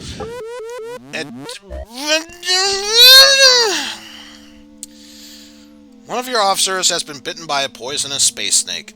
They're like regular snakes, but can move around in zero gravity, which is totally terrifying. Oh no! Pan took one hit! Anyway, last week, the mission is successful. Congratulations, Eizen Broniac! You have successfully traversed Ursa Major in the most daring expedition. The Galaxy Force honors you with the title Unfortunate Warmonger. It's almost like we made so many attack decisions based on your skill set there, Pan, as well as bravado and science, not so much diplomacy or tactics, which is quite unfortunate. Great. And now, because we are in space, and I said that phrase, unfortunate, now my mind is set on Cube's mission. Wait a minute, you're saying that we lost multiple crew members and you had to trade in sources just to get fuel? That's most unfortunate. Thanks, Admiral. You're a real peach. Let's see. Let's go through this one. Space Montezuma's Revenge. In the late 22nd century, it was proven that ancient aliens pretty much built everything of importance on Earth. Galaxy Force scientists believe that this is where the aliens originated from. So once again, taking the helm here, let's go for you, being me.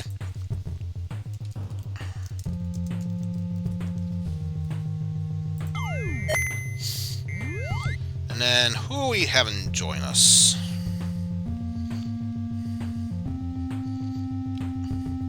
Well, we do need some tactics in here, so I think what we'll do, especially since he's got some science in him, it's only fair we drag him into this. Welcome aboard, Constantine! And then we could also...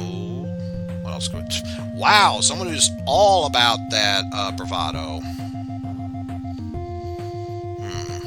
Which is a shame, because I think this is a face that would more fittingly be approved of Constantine. Who else is there? Actually, given a nervous neck collar there, there's only one proper choice. Opie, you've been drafted.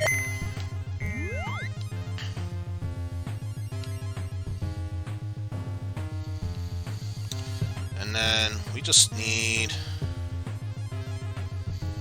one more in here. Sadly, no more tactics here. But, I think I know just a person to drag into this. We're gonna bring you into this, and guess what? Bastille has successfully been drafted into the ranks.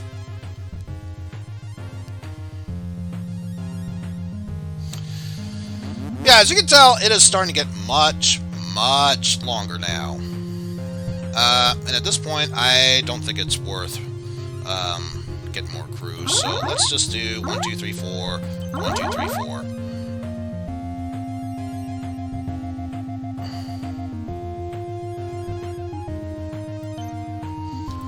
Alright, and let's go to our first destination, the Class B star. Arbitrary arbitration. You're being hailed by a nearby Percurium, which customarily flags down travelers to have weigh-in on local legal matters. You agree and find out that your task is to settle a dispute over a property line between two of the planet's inhabitants. Study up, do it right? Nah, who wants to do that? Determine validity of the dispute. Nah, we don't have enough science for that. Let's just blast our silly proceedings. What a naive culture. The only way to deal with a boundary conflict is to invade and conquer. You decide to teach this valuable lesson onto them by dismantling their poor excuse of a judicial system and order your crew to ready the ship's phasers. What could possibly go wrong? Like I said, what could possibly go wrong?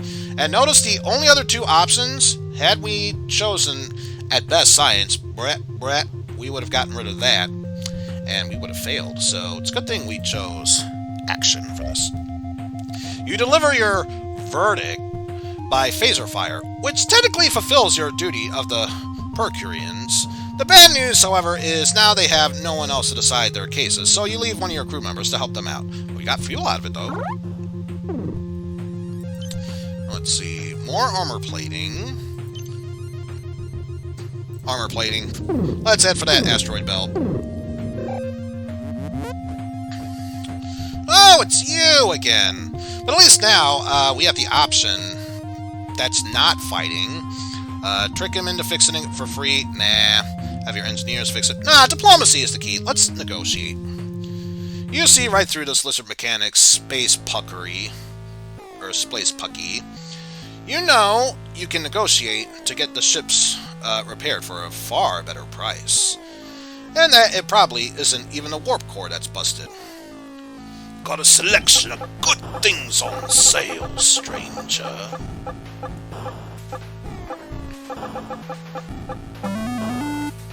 Is that all, stranger? Thank you. Lost 3 fuel, but we got 2 hulls. And considering each point towards hull, if you were trading for goods, would be 15, that's a bargain. And we got 2 of them for that.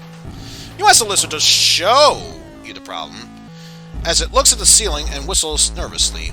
Aye, that's what I thought, you proclaim, tossing the lizard a few snacks and telling it to just change the ship's oil and call it a day. So now we have a choice of 3 different areas. More armor plating, more crew members, or whatever. Let's see, more fuel, which would be nice. Whatever, or food. Let's see, what's the next trade area? Up there we could have gone, but we chose to ignore it. What about you? More crew members.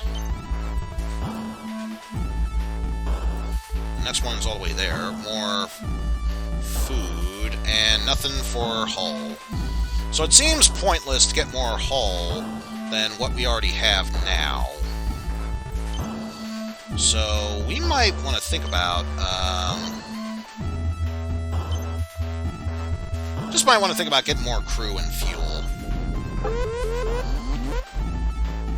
Small singularity. One of your scientists was experimenting with creating a singularity inside the lab. It was going great! Until the controlled singularity became uncontrolled. You can either increase the power in order to contain it, or just let it collapse on its own. We got some of that plating. Let's just do nothing about it. See, you reason that because the singularity barely registers on the pico scale, It's probably safe to just let it collapse. By the time it collapses, your lab's in ruins, and several hull plates are now concave. Yes, several! All one of them. Well, we already got a benefit of one overall, so that wasn't too bad.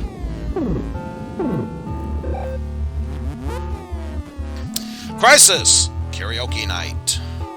Deciding that your crew could use a night of fun, you all go out to the famed Galaxy Club.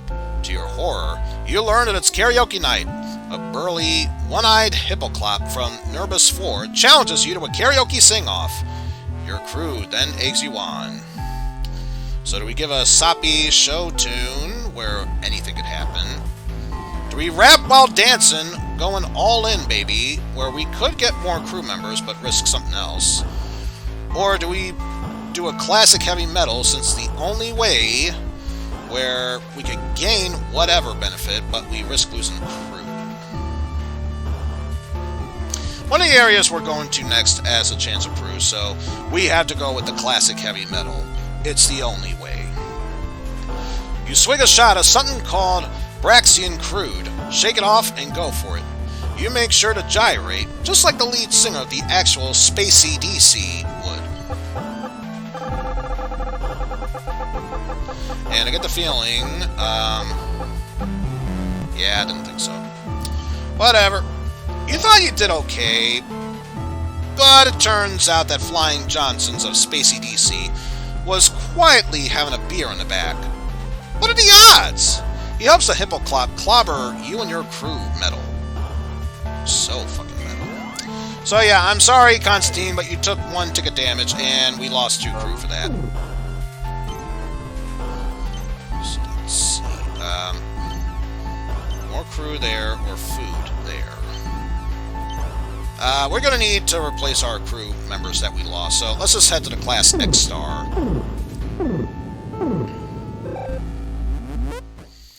Let's see. The Wrath of Kong!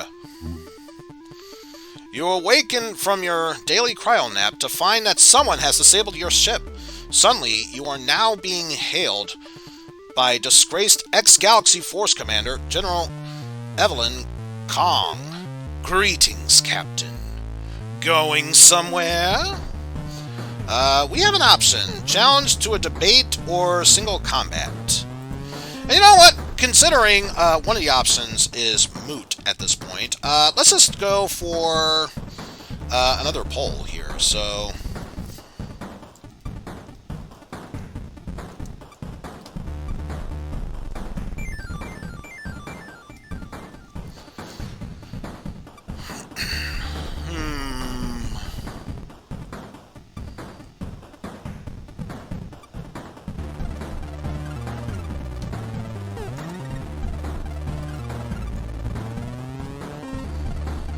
go for that, or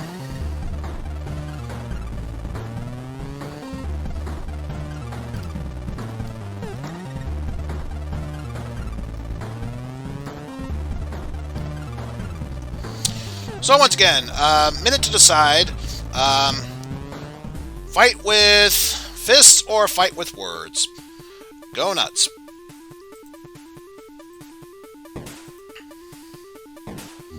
Take this as an opportune time to find out who was. Oh my god. Wow. Okay. I've been looking through Discord, and apparently there is quite an interesting choice for what Gerard the Completionist decided to post in right now. So take that for what you will, I suppose.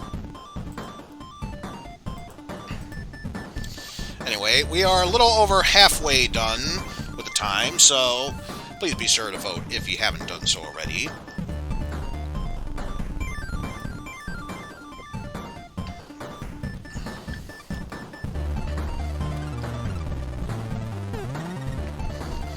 Time's almost up, and our decision is... No decision was made. Wow, I am so disappointed in you. I am so disappointed in you all. You all had one job to do, and you decided to neglect it. Wow. Fine! Mortal Kombat. Kong agrees, and you begin taping up your hands for the impeding clash. You'll get your ship back online and capture one of Galaxy Force's most wanted in a single fight. Let's rumble.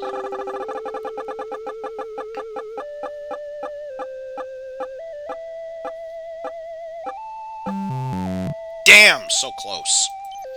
If we had one more point, we could have done it.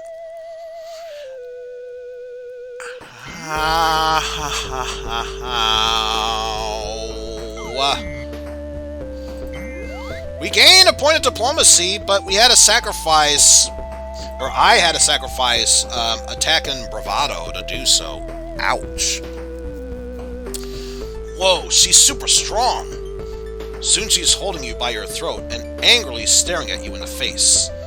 I will return power to your ship, so you can tell those Galaxy Force pig dogs to stop hunting me. Your pants wetting with fear, you accept. Oh well, time to get more crew. Or fuel. Whatever. Synaption Brain Beast. You come upon a space colony that a titanic Synaption Brain Beast has made into its nest. The colonists within are mind slaves under the beast's complete control. Besides that, the colony appears bustling and bountiful. Just splatter that brain matter. It's a shame, too! We could have had 4 attack for that, but no. You pump your fists and sing the order to give this thing a phasal lobotomy. Damn it! Still lose. He's in your head! You miss every shot! And yet another piece of bravado. Great. And eventually you are forced to retreat after it possesses one of the bridge staff. She taunts you about deeply embarrassing memories only you would know. Your ego's been bruised. And how. Oh, asteroid belt we go.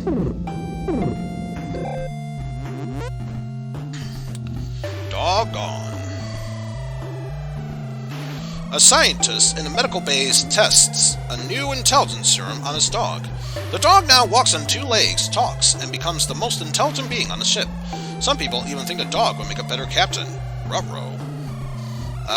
We have to show it in its place, but in the proper way.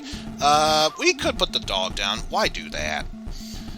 Share this discovery with the galaxy. Nah, that's okay. Let's just commission a dog as a science officer.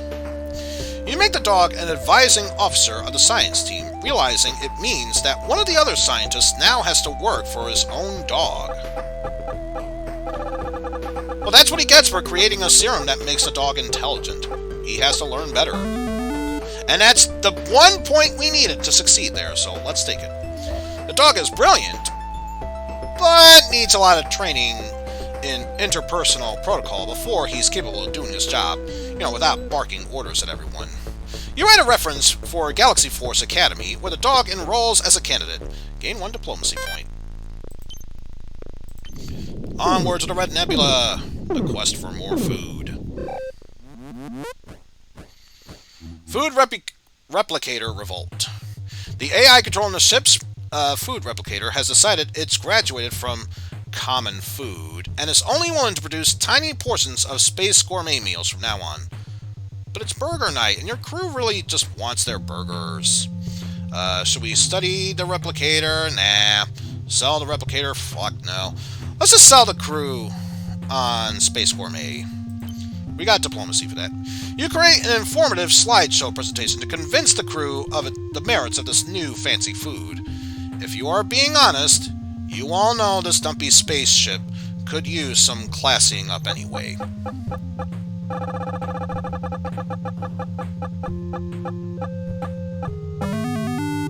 And we succeeded.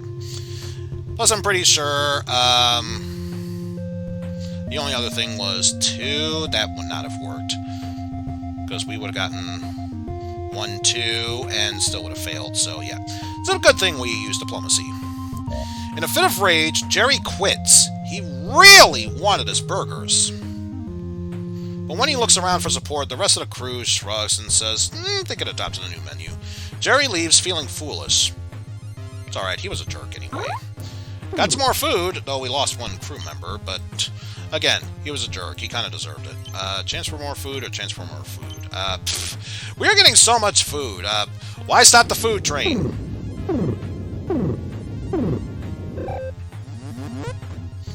Let's see, Crisis Exterminate. More warp weasels. Well, we need more food, so exterminate!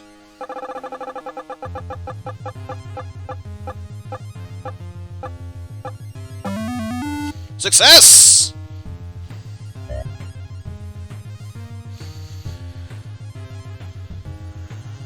Okay, and I think this one is a bit different. Your security team sets out bait, trapping the warp weasels in an airlock. You suck them all out into space, but you get a few stuck in your ventilation fans. Messy, but at least you can still fry up the remains. Time to head on to this mysterious planet. Feats of Strength. Oh, it's this one again. So, who... Constantine's well-rounded, but he took some damage. And Pastille has more strength. Good news, Pastille. You're going on this mission. With more feet of strength. Let's find some food first.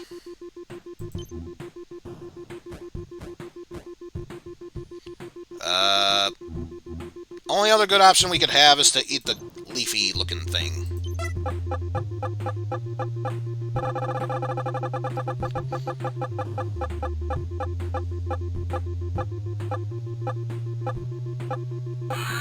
Oh.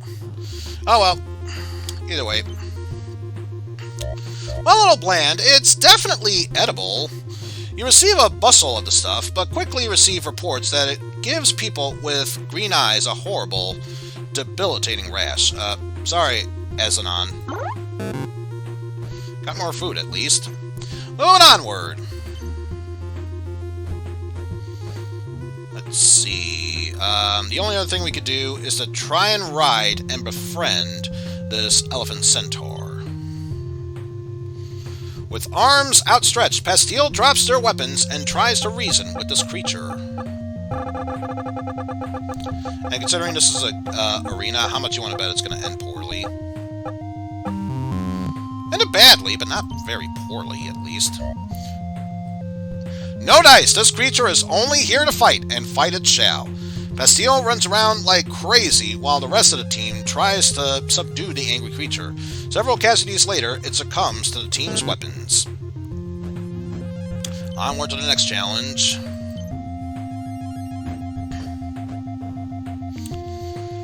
The maze thing. We can't do it legitimately or use X-rays, so let's just blast through the walls.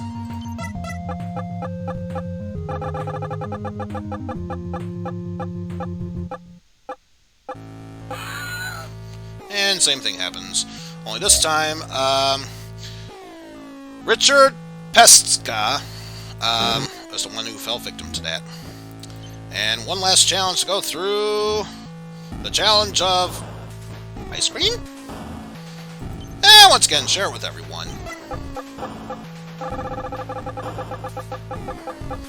Keep rolling, keep rolling, keep rolling, keep rolling, keep rolling, keep rolling, keep rolling, keep rolling, keep rolling. Damn it. Critical fail.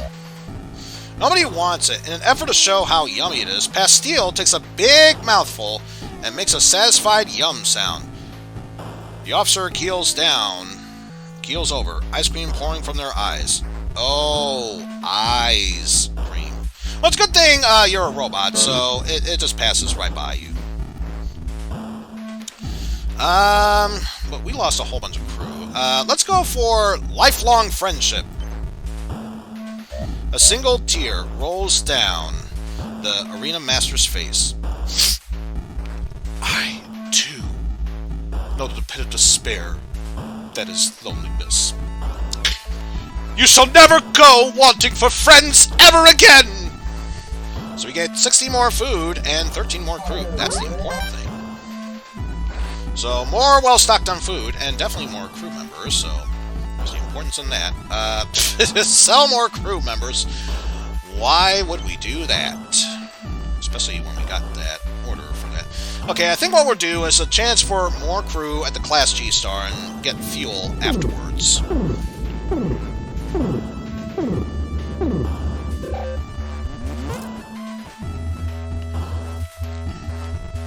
Alright, so here, present scientific evidence, not really that good. Provide a cunning plan, we're not that tactical with that. Let's just plead guilty for this one. You make an impassioned plea for leniency. What can you say? You've made mistakes, sure, but what about your triumphs? The nap you took during the firefight with those slavers left you well rested for the resulting hostage negotiations.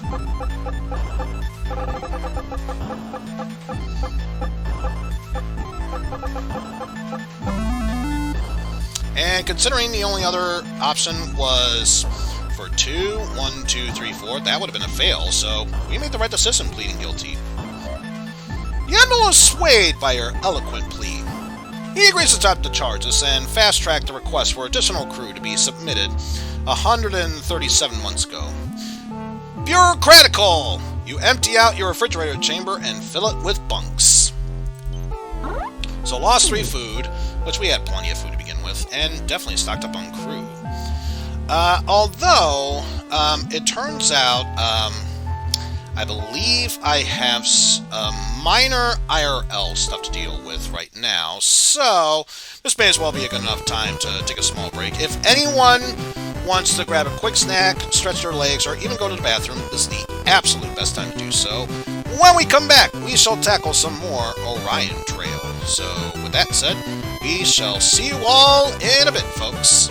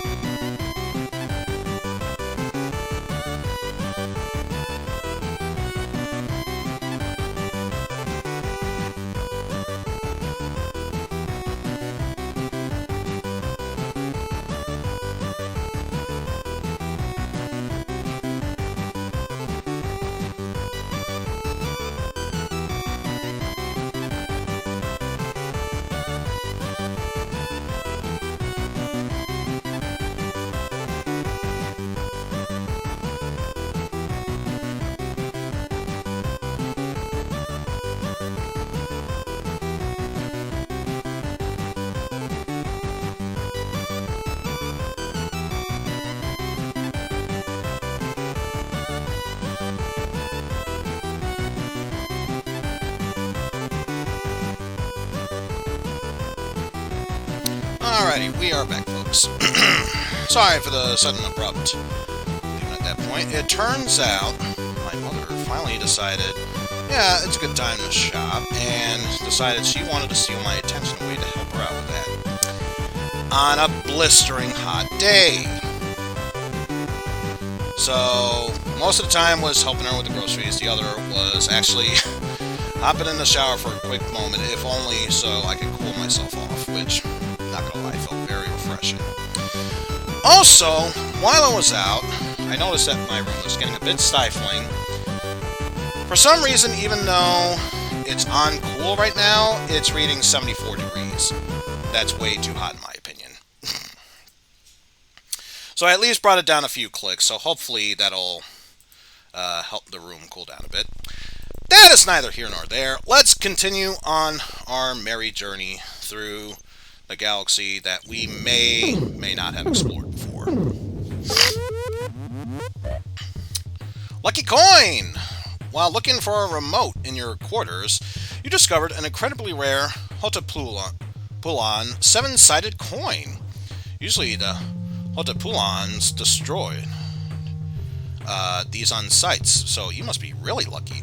Gain an extra bravado, which I don't even have, so go me.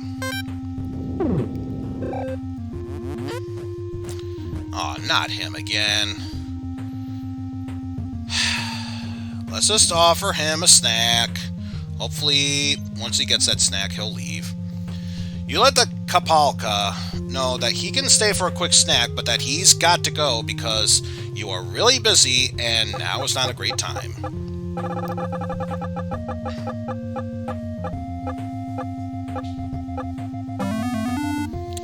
I think the other choices were 1, 2, so maybe... No, actually, either way we would have been fine, but still. I'll just get my eats and then I'll move my feet. I'll just get my eats and then I'll move my feet. You scowl as your crew brings in some piping hot hospupate. Yow! Too hot, Chief! The Kepla's melting. The resulting puddle is not edible, so you can use the fill tanks to fill with it instead. More fuel, if nothing else. And we wasted 3 food, not a big concern. So more fuel... whatever or whatever. Possibility of food there or there. Let's get some more fuel. So we pay our respects, sir. Lieutenant Homunculus Bean. Killed too many curveballs. Hey! At the very bottom of the gravestone are explicit instructions to burn this gravestone after reading it. You shrug and feed the entire Gravestroy to a warp core. It's surprisingly fuel efficient. So we gain more fuel. So RNG is being really kind to us now. That might quickly change. Dazer Beam Space Raider. You land the ship at a sleepy fuel depot for routine fill-up when suddenly all hell breaks loose. Attention lowlifes! This depot has privilege of being raided by the dazzling and dangerous Dazer Beams. Oh crap, what do we do? Palcate her with yummy treats? Nah, that's not gonna work. Disable her villainous vessel?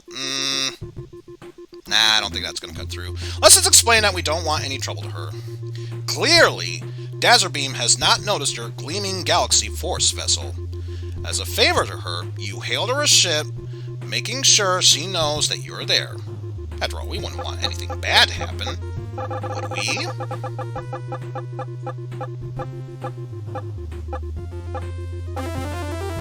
Critical success! Consider yourself lucky that my bearded shark rat Echo hates space battles. Until next time, Captain. She's gone. Your cool head, and a little bit of luck added in. Win the day! The depot operator gives you a complimentary hyper-large gulpy. So, some food, mainly fuel source, so... Hell yeah, we're really stocked up. We are doing quite well this time around. Which means that RNGesus is going to find some way to kick us in the butt later on. So, whatever, or food. And we are going to get food later on. Let's just see what's going on. Doesn't really explain much of anything. Though, if we get more food, we could sell back some more at the Oculoid Hive Station. Sure, let's go for more food. Come to the gravestone? Sure. Freya's grave? No. And Constantine's right here. Eyes as empty as their stomach. Ouch. Once you finish reading the gravestone, you brace yourself for something stupid or scary to happen. But nothing changes. Alone, space tumbleweed drifts idly by. Well, thanks for spitting all over Freya's grave. Tell you, some things, even if it's nothing, they pay no heed to the dead. How dare they? Brackstar, the instructor! Hungry and desperate, you hail a passing alien ship. The holocom flickers on. Grahahaha! Food? Only prime pupils get a tasty treat in my class. If you wish to survive, listen to my lecture carefully, Captain, for it will all be on the test! Press the fire alarm, fire a fuel-coated spitball. Let's just present a doctor's note and say no. You raise your hand and wait patiently for Brackstar to call upon you. This had better be important. What is it? You upload your doctor's note to the instructor, which explains that you need an hourly snack due to low blood sugar. After all, check you feet. That moral of the story. No matter what happens, check you feet. Not a critical success, but a success nevertheless. Brackstar scans the note thoroughly. Very well, Captain. I will supply you with something to snack upon. Minutes later, a Durasteel tube filled with Cool Ranch NutriPaste appears in your quarters. Not your favorite, but hey, it's food. We'll take it. Is there anything else involving food? That one does, so we'll take that one. Another shuttle. Phoenix Boger. I shouldn't have eaten all that cheese. As soon as you finish reading the message, 2 anti-ship weapons pop out of the ground and target the indestructible 2. By the time you're able to escape, you've taken a few pot shots. Oh, so much for one of our holes, but that's okay. We're still at default amount. We'll survive. A most bizarre. Hungry and curious, you dock with a Warp Junction Bazaar, promising goods so foreign that you'll swear they are theoretical. You approach a cart loaded with glowing vegetables, ready to get what you want. Do we ram our ship into the cart? Nah, why we do that? Ask about price matching? Nah, why we do that? Let's just propose a friendly cooking contest instead. The vendor accepts your bold challenge. Respectfully, you allow her to select her secret ingredient. You must make a delicious dish using... Kyo no te wa Haipa Kiru. Gross. You take a fistful of the pulsating plant and get to work. A la cuisine!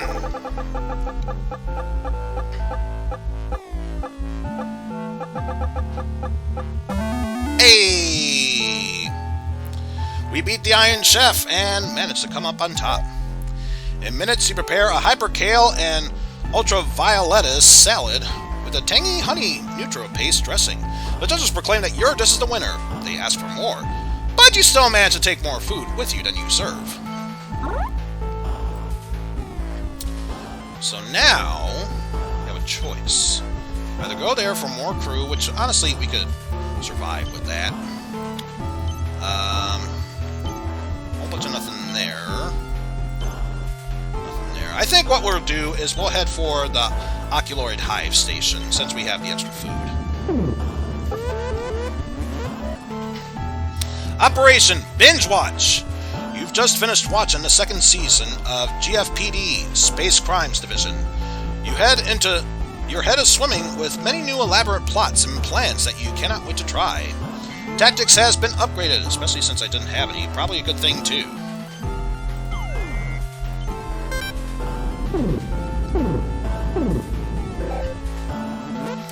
See, Crisis! Lost keys. After making first contact with the Turgans, you return to your personal shuttle and realize that you've lost your keys. Your whole life is on the keychain. Your comm tag, keys to the shuttle, and your Omega Mart Save-A-Lot Club key tag. This is bad. So, do we pound on the hull of the shuttle, or ask the Turgans for help? Whether it was pure accident or during the conversations, it's only fair we get a bit of diplomacy here. Let's get the Turgans to help us out. You can't call your crew members or get into your ship. The Turgans were friendly during your meeting, so why not just ask them for help? Surely they can be able to relate in this situation. Apparently that was a terrible idea. Unfortunately, on Turgan... Oh, Jesus. So I lost one of everything here. Bravado, diplomacy, and tactics. Ouch. To be caught without your keys. You're forced into an interrogation and are asked repeatedly where you last saw them. If you knew that, you'd have found them. Eventually you find your keys in your other pocket. Oof, that was bad. Alright, let's head over to the G-Star. Fuchsia Belt. After months of hard work and training, your weapons officer has graduated with a Fuchsia Belt in Space Kwando. The graduation ceremony involves a lot of zero-gravity kicking, which looks both impressive and exhausting. Congratulations, Pastille! You gained 1 to attack.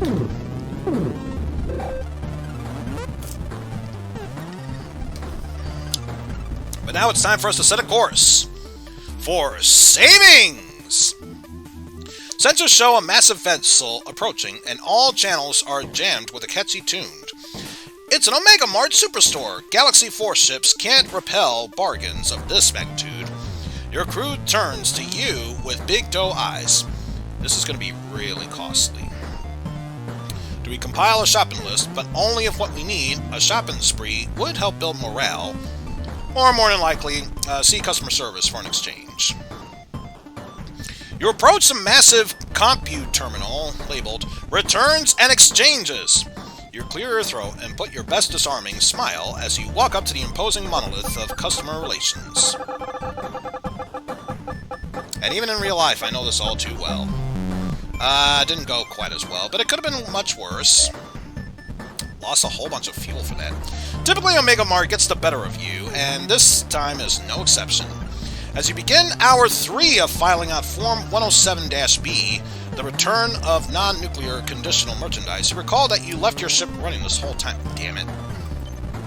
So not only did it fall through, but we burned out more fuel doing so.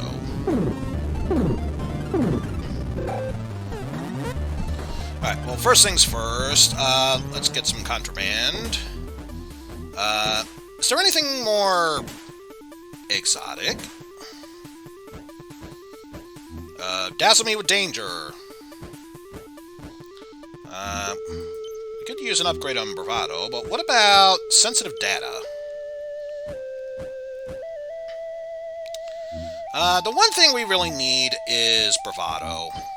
If Tactics was there, that'd be a good option too, but we just need, this one.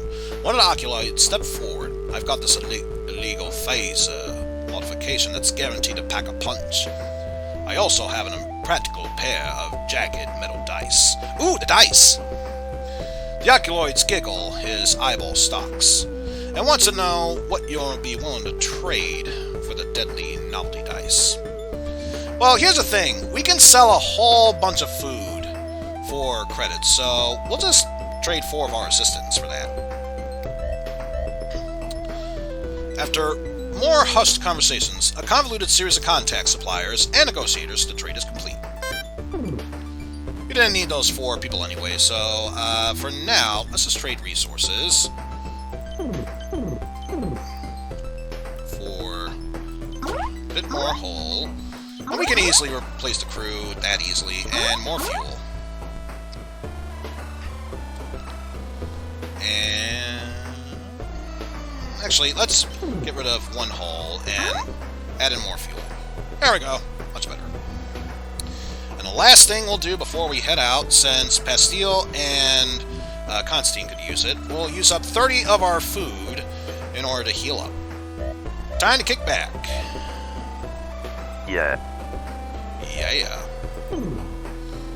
So lost some food, but we'll be fine. Time to leave. And for the most part, it's a pretty straightforward path. The only thing we need to concern ourselves with at the end is whether we need more hull, more food, or whatever. But for now, we're getting more food. Which, let's be real, we used up some food resources along the way. We could use some food. Just add water. You receive a frantic message from the cafeteria. Apparently, someone added water to a giant brick of dehydrated NutriPaste, and it has begun to grow exponentially. Several crew members are trapped behind a giant blob of NutriPaste. We could depend on chemistry or teleport to NutriPaste. Let's just send a distress signal. Your crew and your food are both at stake. This might be bigger than what you can handle alone. So you send a distress call into space, hoping that someone will respond with help.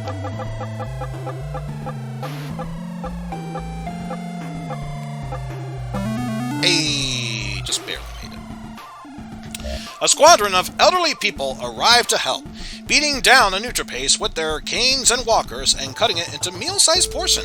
They remind you to call and visit them regularly. They'll be waiting by the phone. Gain some food.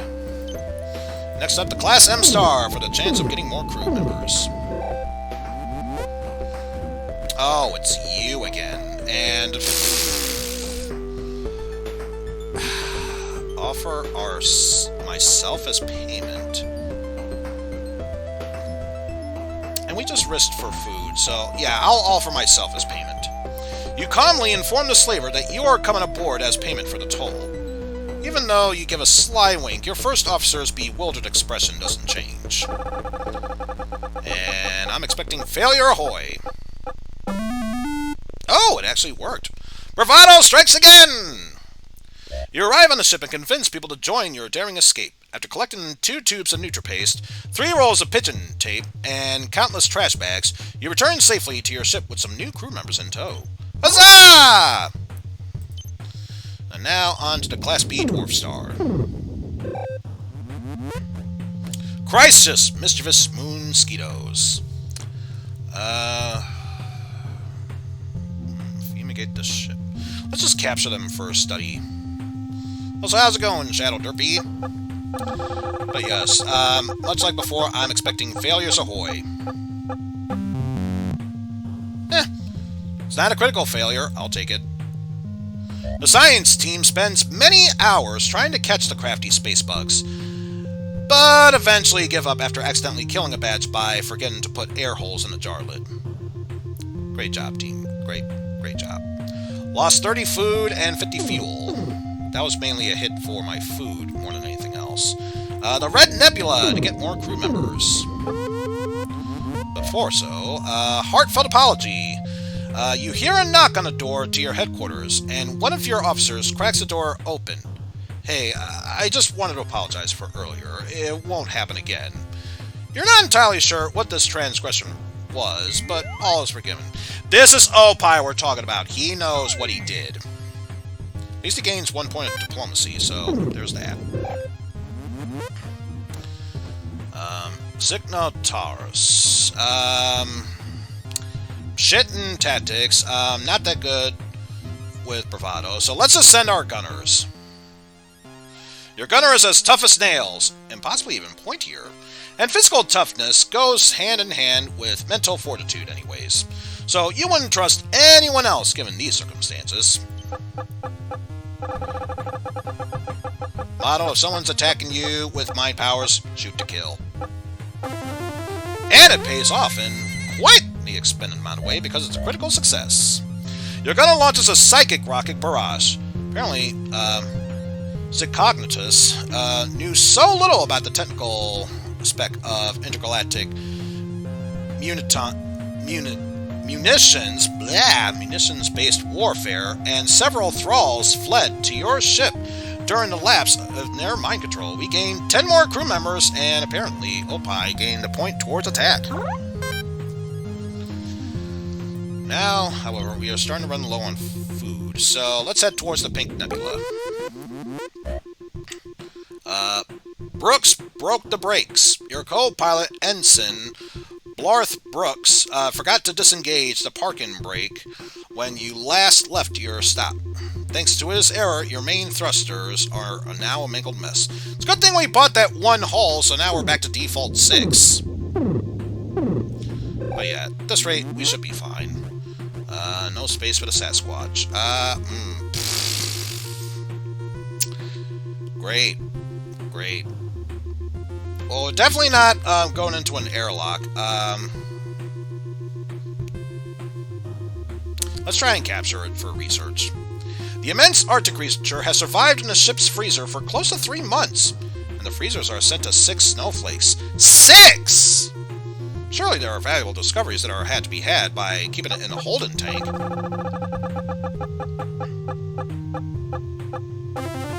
Hey! Critical success for science! On a hunch, your team explored the Yeti's vision and discovered that it has acute biological analog for heat imagery. They are available to use the creature to test new heat-masking techniques for the ship's hull. So we gained 3 more armor hulls, plus Opie and I both gained 1 point towards tactic, which since it was severely lacking, we needed the increase for defense tactics. But yeah, we are getting by towards the next asteroid belt. Eureka! Your chief scientist has made a breakthrough involving quantum mechanics. Or at least that's the claim, anyway. Nobody is allowed to see the results of the experiment, since observation will alter the outcome. Congratulations, Constantine! You gained a point towards science. And considering he's been playing Portal, I'm sure he's pretty happy about that. Planetary realignment. The deadly space pirate, Planetary, has escaped prison. He is seeking vengeance on you and your crew for sending him away for all those long years. Let's see. Maybe if we disguise ourselves? Let him come. We'll fill his ship full of holes. Let's try and talk the pirate out of his revenge. I mean, what could possibly go wrong? You force the pirate to give chase, all the while trying to reason with him.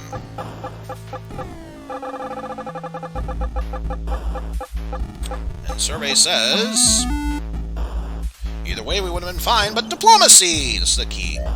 As the pirate boards your vessel with his crew, you and your crew leap to theirs. By the time they realize where you went, you've returned with the authorities. To celebrate your victory, you stop at Kentucky Fried Slee Stack. It's Sleestastic. Gain 30 food. Huzzah. And we don't have that much fuel, but considering we don't have that much distance to go to, we should be fine. Especially now that we figured out the food crisis, well, we should definitely be fine. Crisis! Analog disruption. Alarms begin to blare. You've entered space controlled by the Analog Collective. Their rudimentary technology slipped by your sensors.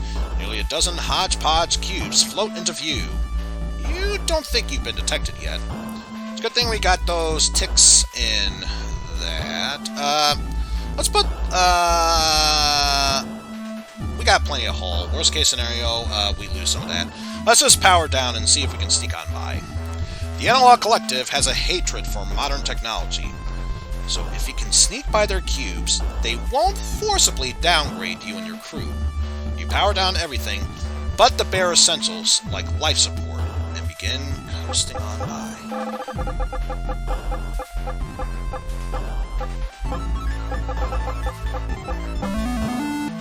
Success! With all systems completely offline, you float past the oblivious analogs without incident. You power your systems back online and discover that your little stealth operation was also incredibly fuel efficient. Gain 100 fuel, and all that's left is to head back to the Galaxy Starbase, but first, you've encountered a gravestone. Sure, let's pay our respects. Jeff, no! The Indestructible 2! Not that indestructible. Close call. One of your officers tackles you and knocks you to the ground. Turns out a swinging blade trap clangs harmlessly against the gravestone. Thanks for that, Constantine, and because you've been studying Batman, that gave you 1 point of tactics. Good for you. Destination reached! Mission successful! Congratulations, Eizen Broniac. You have successfully traversed Space Montezuma's Revenge in a most daring expedition. Galaxy Force hereby honors you with the title Admirable Diplomat. I mean, we made 14 diplomatic approaches, 6 attack approaches, and then the rest were 2, so I agree with that. 3 critical successes, 2 lost crewmates during our 1 expedition mission, 13 successes, 6 fails, and only 2 critical fails. I think we can roll with that. 1,000 paper cuts, ended on a bad note. Bad note. Victim of fine dining, sampled the wrong piece of food, crushed by elephant centaur, lost in a maze, death by ice cream, traded novelty dice, dice, and dice. Not too bad. Yeah, we could do at least 1 more. Quadrilaterally quadrant. Galaxy Force doesn't really know much about this angular area. Truth be told, they found the entire quadrant very obtuse, and they hope that someone can chart it out. That was a cute ankle pun. Har, hardy, har. Let's see, for this one, we'll be Andrew, and of course, being dragged into this, I will take the lead of Captain yet again. Almost spelled my name incorrectly. That does be downright silly, I tell you. So, we need points in tactics and diplomacy. Lieutenant Title. Guess what, Shadow Derpy? You are being dragged into this. Congratulations.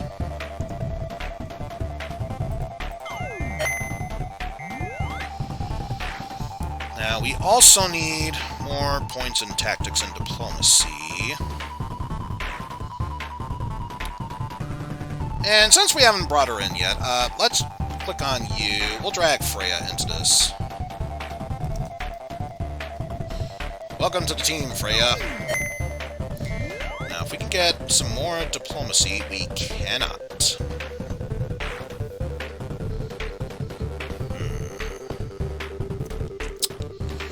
Well, if that's the case, let's see if we can upgrade our chances of tactics and bravado. So, Tamir Nadav, you are being brought into this. Who hasn't been brought into the ranks yet? Based on what I'm seeing, not much of anything. Oh! I know just the person who to bring in. Congratulations, Steel. You've been brought into the ranks here.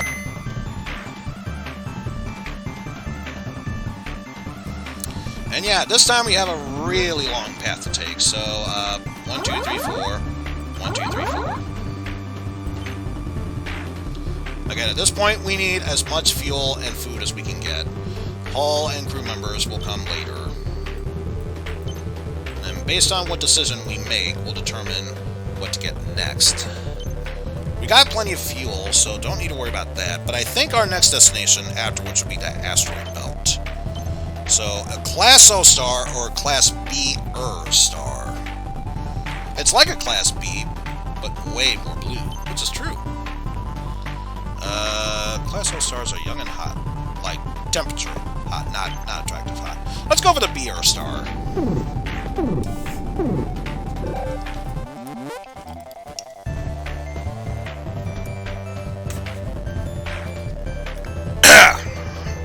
Alright, let's see what we got here. Alien intruder. The internal sensors detect the alien presence has suddenly appeared on board your ship. The alien has given no indication of its intentions. Learn as much about it as possible. Nah. Communicate with the alien intruder. Nah, let's not do that. Let's limit the alien's movement about the ship. You activate the internal shields in order to seal the ship into sections. Damn it. Not gonna work. Being trapped between 2 shields enrages the creature. It pounds on the walls, bursting through into the crew's locker room. It takes about several of your crew and many towels before it finally is subdued. Damn, we lost our crew members, which means now we're heading towards the asteroid belt, which we were going to do so anyway. Let's see. Operation Innovation! Let's see. Your malfunctioning robot, MK-421, has constructed an exact copy of herself. She informs you that she has lots of ideas and wants to make more friends. This makes you a little uneasy. Her green eyes blink at you, awaiting your next orders. No, if anything, once we beat the Quasar Vark, I think that's mainly the Green River. Also, hi, the Ice Twister. Let's see. Draft a non-aggression pact. Nah, that's not gonna work. Build me an army. We could also do that. Let's just ask her to build a giant friend. Adventurous. I will comply with your request, Captain. MK begins production of a massive BFF-01 mecha companion. Nobody will mess with you once this behemoth is on your crew.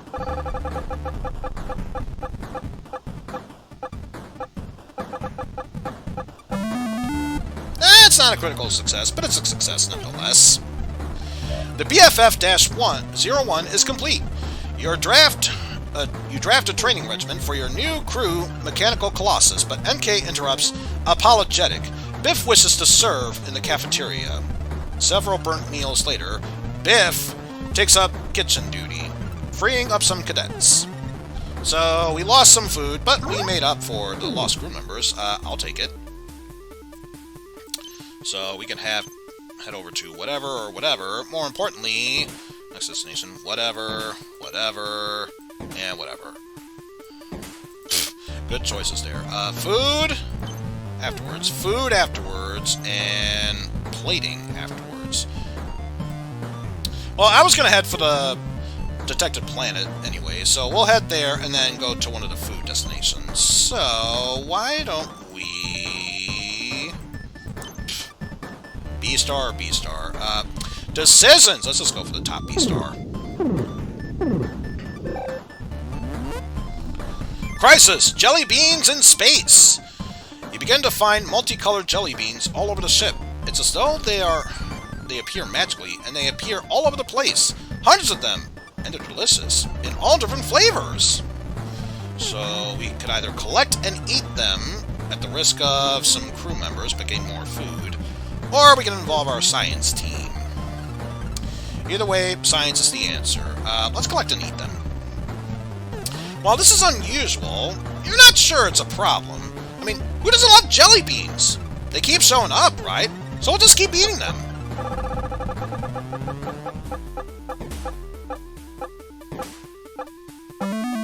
Hey! Success! Two lost children cry in the halls.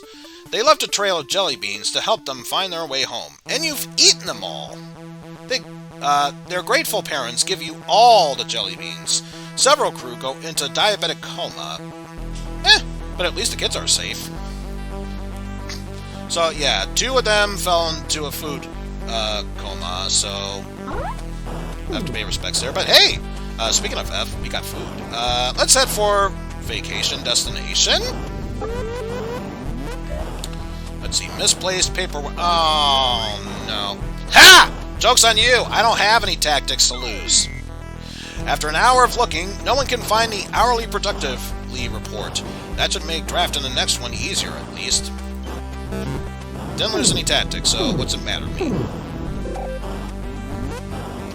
Anyway, as you approach this, relaxation time, as you approach this baby blue planet, you are overwhelmed by its aura of tranquility, beauty, and overpriced luxury. There can be no doubt this is the legendary resort planet, Bahama Micah 7. Your officers make their best puppy dog eyes. Okay, sure, they deserve this. So now the question is, who to serve into? Steel's going in there. The away team beams into Bahama Micah's lobby, which is packed. This place is even more popular than they imagined. Other than someone crying by the concierge, everyone seems to be super excited. What's with the crying? Steel sighs as you tell them to investigate the commotion. Maybe the team can help. It appears someone is having trouble checking in. Well, everyone deserves a nice vacation. Oh no, it's the Kapalka! The Kapalka, the slug-like, constantly inebriated intergalactic mooch, is slumped against the concierge desk. The resort staff watch in terror. You have to let me in, he sobs. I've been looking forward to this all year. Let him use your couch. use your bravado. The Kalpaka is sad. Sure, he's an obnoxious, insensitive slob, but you're pretty sure the Galaxy Force doctrine says, don't let people be sad, or something, whatever. Therefore, you order Steel PH to offer you their couch.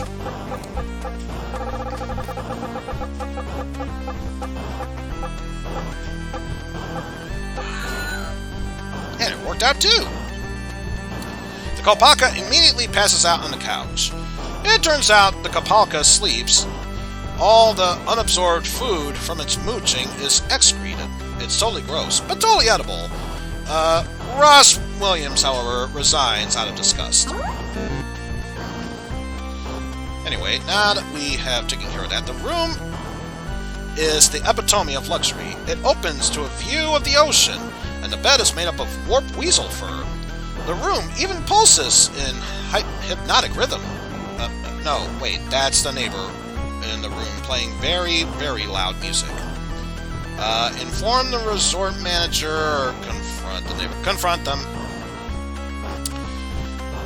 Certain this is a problem that they can handle themselves, Steel PH walks over to the neighboring door and gives it a forceful knock. The door swings open to reveal Eldred, the most feared DJ in the galaxy! Eldred stands in the doorway, looking at the away team disdainfully. His room is filled wall-to-wall with deadly music equipment, which thumps and screeches. Sorry, the malevolent mix maestro bellows over his tones. No autographs. Ask him politely, nah, why would Steel do that? Warn him of hearing losses, nah, he's not the type who would. He just use music against him. Turn this into, total distortion. Fight music with music. Electro and techno are Eldred's bread and butter. But if you can change this track to something, unremixable, surely he'll have to stop playing. Steel PH barges past Eldred and messes with the nearest machine. Surely nothing bad can come from this. Surely.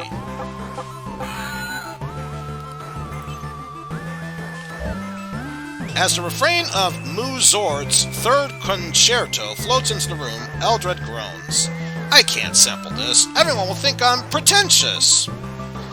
The McDrakerson tries to prove it can be done, but it is kind of pretentious.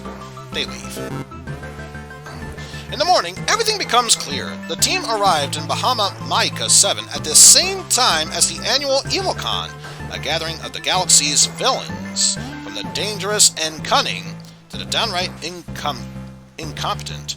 This could complicate things.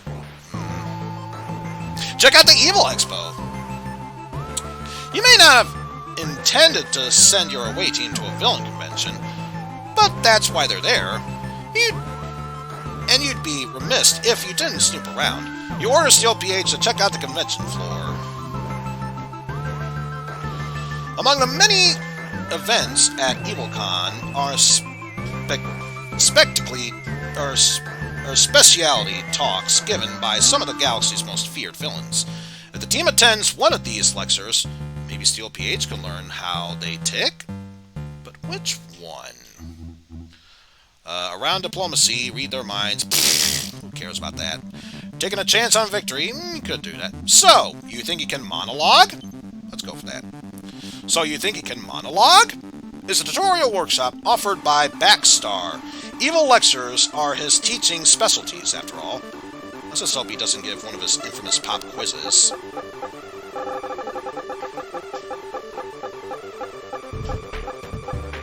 Oh boy. Oh boy.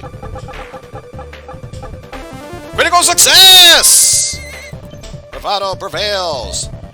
Now that you know the most popular structures used in villainy monologues, you know the most appropriate times to interrupt them with Phaser Blast. Thanks, Backstar! And thank you, Steel PH. You now have 1 point towards tactics, and a good thing, too. At a lunch buffet catered by the Underbaker, a tall black man in a makeshift villain costume piles crumpets on a plate. It's your friend, Sergeant Desmond Popo at the Space Police, undercover at EvilCon. That outfit is so bad. He needs help. A arrest him? We could. Call the health inspector? Nah. Just get a meal to go instead. You greet the undercover space cop, anonymously befriend him, and suggest that you all get the buffet food to go, so you can go play cards or something. Sergeant Popo understands, and begins filling the box with Underbaker food. Though I get the feeling this might come back to bite me. Keep going. No! Not the critical fail! Outrageous! Yells the Underbaker. The souffles will fall! The pomme frites don't reheat! My elegance is wasted on you people and your doggy bags! He gestures dramatically to the underchefs. Burn it! Burn it all! Ow. Well, the away team survived, by some measure, morning shenanigans and an eventful lunch, and according to the pamphlet Steel PH picked up, the resort has organized several activities for the evening. Neat. We got plenty of food. Dungeons and Dragons with Invarial. So, Invarial the Astromancer is hosting a tabletop role-playing game, you ask? Well, you can't think of anything more exciting than having an actual space wizard as game master. You order Steel PH to get their roleplay on. Invarial makes room for Steel PH to join the game, sitting between Evelyn Kong and Broniac, the unfashionable. Well then, the Astromancer bellows. We are beginning the campaign. Which character class will you play? Wizard? Who wants that? Cleric? Boring! We're going for the stealthy rogue. The villainous around the table raise their eyebrows, adopting a class based on trickery and deception while playing with the galaxy's most devious villains? Let's see. Let's see if Steel PH can pull it off.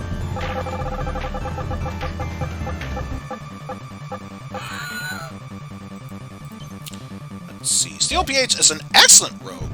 In-game, they successfully steal everything that's not been down.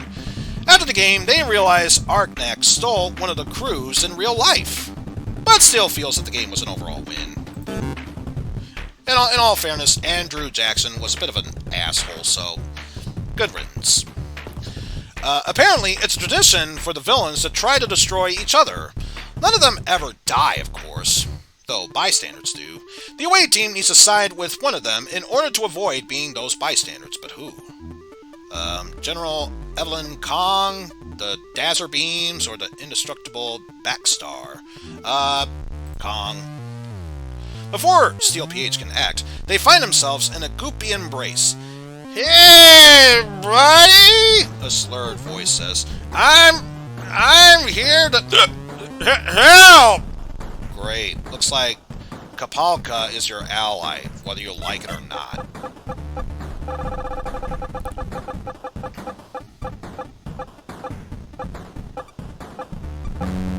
Damn it, natural critical fail. The Kapalka leers back and emits a deep, horrible belch. The fumes from the belch are so awful that they overcome everyone close to him, including Steel PH and some of your crew. Let's see. With the fighting done, all that remains is the highlight of EvilCon, the Villain's Choice Awards. As El Dread pumps the bass, villains get up on stage to receive various honors. Surprisingly, Steel PH is called up. For best debut, which is whatever. For best costumes, fuel is nice, but we need more crew members, especially since we only have 4 back, giving us back to 13. For best hench people. How about that, crew? Invarial says. They die so willingly for little reason. That's servitude at its finest. Afterwards, members of minion unions fall over themselves to join, boasting your crew and your capabilities for violence. So we gain 8 additional crew and 1 point towards attack. Well done, Steel. Suddenly, Sergeant Desmond Popo crashes through a ceiling vent, accompanied by a platoon of space police. As the cops chase the fleeing villains down, Steel PH realizes that they have just about had enough of Bahama Micah 7. Clutching to their reward in hand, Steel PH and the surviving away team head back onto the ship of the Indestructible 2. While the other officers ask how the vacation was, they just shrug and note that they've had better. Alright. Not too bad. Steel PH is on his last legs, but otherwise not too bad. Also, you are wanting fuel. So either or regardless. We're heading towards the Class M star regardless.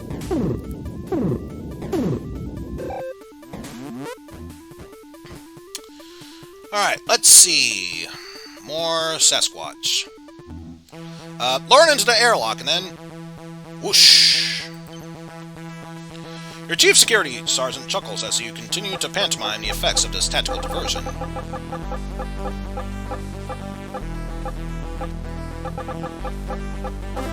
Hey! A reroll for critical success. The plan is going well, right up to one of your officers leaps out and pleads for the ship to stop. The Yeti is their comrade and has been trapped here for weeks. It just wants to go home. A montage of reconciliatory hugs fixes everything, especially when we got more food, an extra crew member, and Steel PH gains a point towards attack. Let's see. Asteroid Belt or the Star? Would they have fuel? More crew members. Not that it really matters. Nothing bad happens in an asteroid belt. Let's go there. Lunar Slander. No. But I don't have any diplomacy to lose, so not too bad. You forget to press mute on your holophone during a conference call with the Robulan Empire. You made a rude joke about their planet twin moon. It's another Tuesday. They don't mind it. Oh, Crisis! Micrometeor shower. I don't want to risk losing fuel, so just weather this itsy-bitsy storm. You're confident the armor plating surrounding the Indestructible 2 should be more than adequate to repel a few road rocks.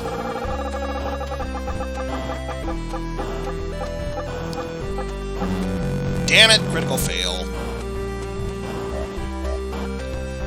Okay, it's just Shadow Derby that took damage, not too bad, but we lost half of our hull and 6 crew member. Ouch. It's a good thing, we have decent amount of fuel. Not the best, but mining hub.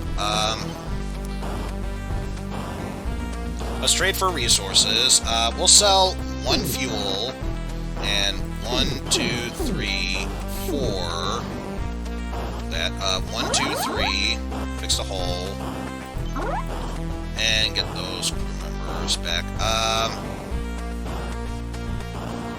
Let's see, another crew and more fuel or food. Something or other. Something or other. That's all. Let's be done. To the bar! Miners and bartenders. We could use... Okay. Let's give them some supplies. What would they need for that? Crew members or fuel? I feel like we're going to need the fuel. Let's just get them crew members. Wait! I asked for more diplomacy! How did I get attacked from that?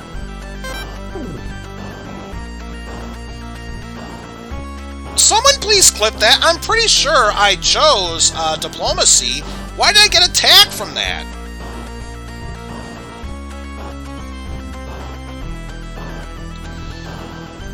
Well, that sucks. Either way, if not Shadow Derpy, Steel definitely needs the HP recovery, so...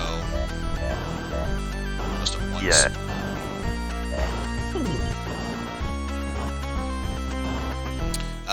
We should be fine with that. Next up, more food, or more food. More food, or whatever. In that case, just more food. Going to Class S star.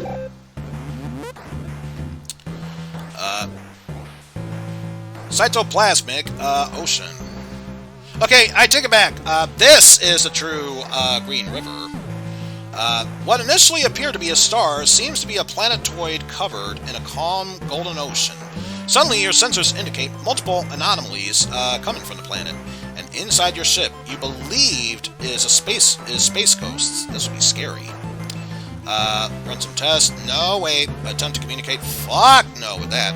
Let's just land on a planetoid. Well, you're here, so why not take a closer look? Early scans don't indicate any danger. You gaze upon the gentle, lava-lampy service as your crew executes a landing sequence. For a moment, an odd feeling of nostalgia overpowers you.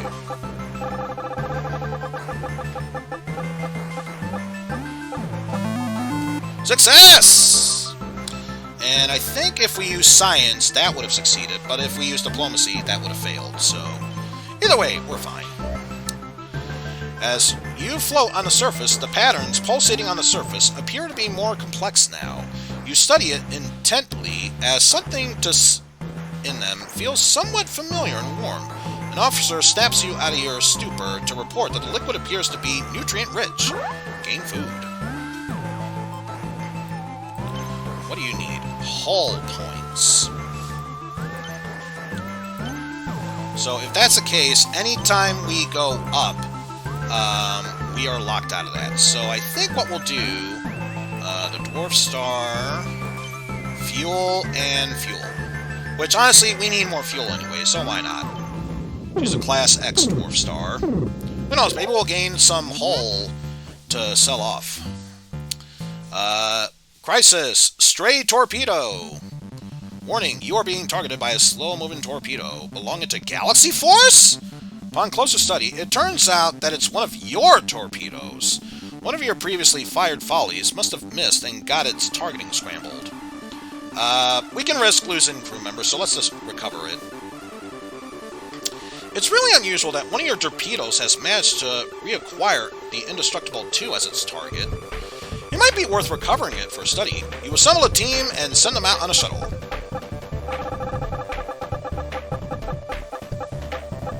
Oh boy. Oh boy. Oh boy. Oh boy. Oh boy. Okay. It's not a critical fail. I'll take it. The defusal team arrives at the torpedo. While trying to decide between cutting the blue wire or the red wire, someone has the bright idea to split the difference and cut both. I'm not even feeling bad for the red shirts who died. That was all entirely on you. Orange Nebula, we need more fuel. Oh no! A stacking disaster. You receive a shipment of Sour Beam and Gunyan-flavored Orion Trail mix. As you serve it or load it, do you serve it or load it onto the cannon? It turns out neither option works out. We lost 2 members, and I know I gained a point towards attack, so it's a bad thing overall. The Wrath of Kong! Well, it's a good thing we still have attack, so we will challenge Kong to single combat.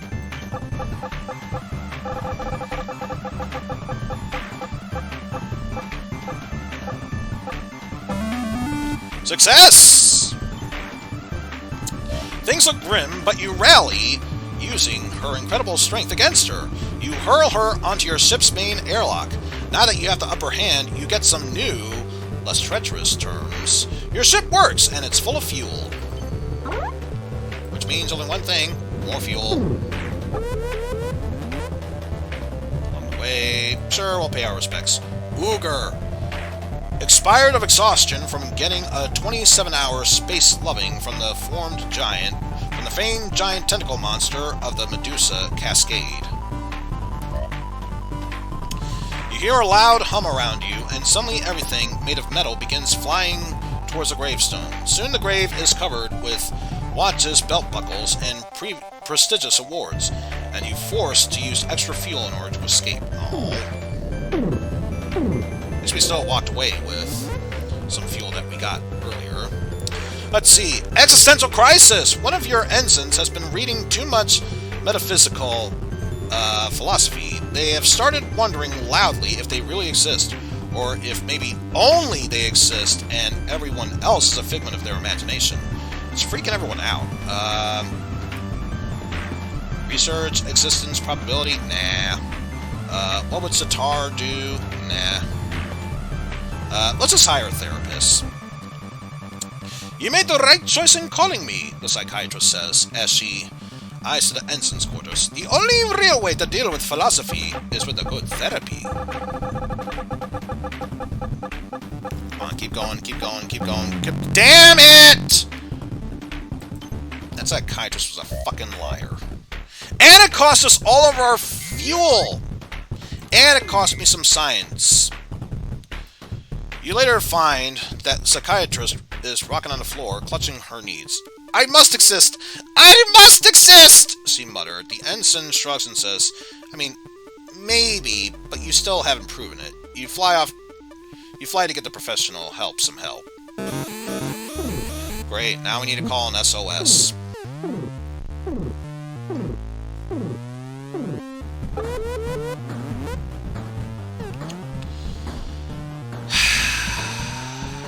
You are hailed by a crazed-looking man with a thick, white beard. He heard your distress call and is willing to give you some food or fuel for some of your ship's outlining plates. Judging by the hodgepodge vessel this guy is flying, he's a collector. Please just take 1. 2! Fuck you, man.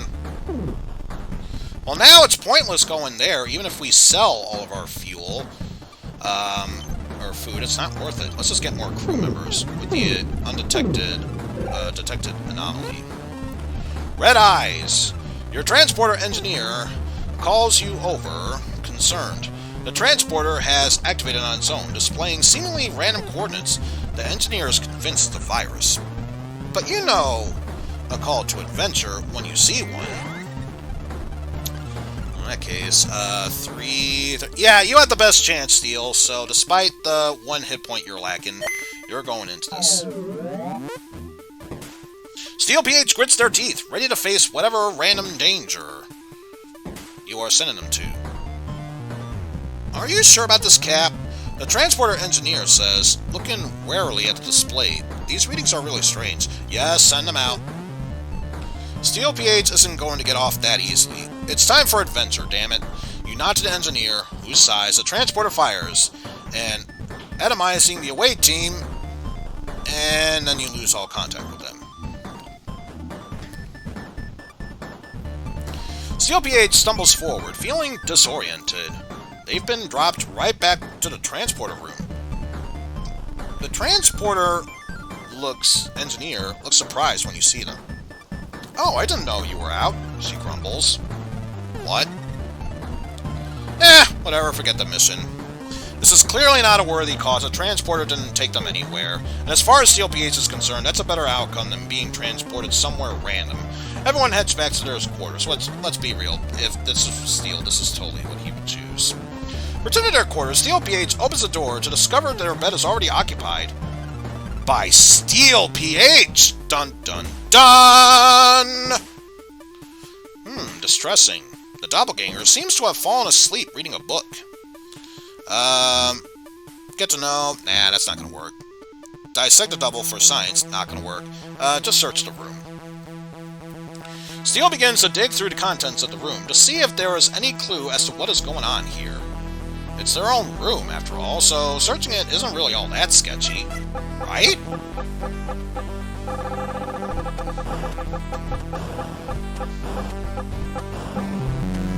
Well, apparently it was. Steel finds a book says, so you're in an alternate dimension. Do's and don'ts. The subtitle is oddly.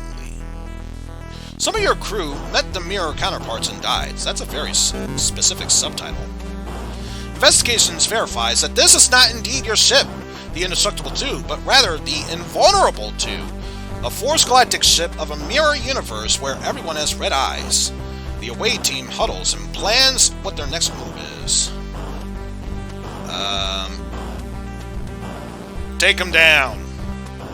Parallel universes are never good news. That's basic science. Steel PH commands their team to skip straight to overthrowing the probably corrupt mirror captain. So let's see. If Steel PH is going to stop the mirror captain, or nigga captain, or whatever, they're going to need to find a way to the bridge. There's a lot of ground to cover. How should they make their approach? Disable the security system? Nah, we aren't scientifically for that. Alright, it's time for another poll prediction here, folks. Let's see.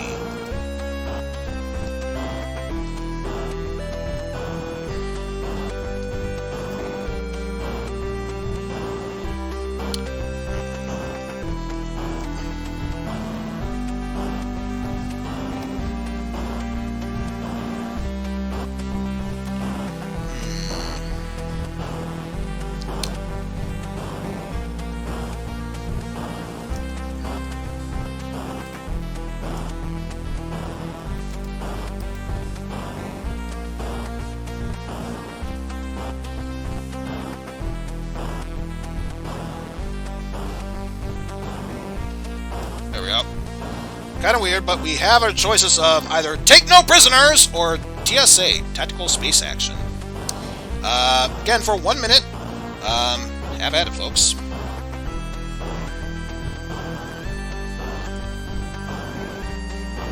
We've already determined I don't have the skill set to disable the security system, so it's basically a toss-up between either going guns a-blazing or just try to sneak our way through. What do you think is the best approach here?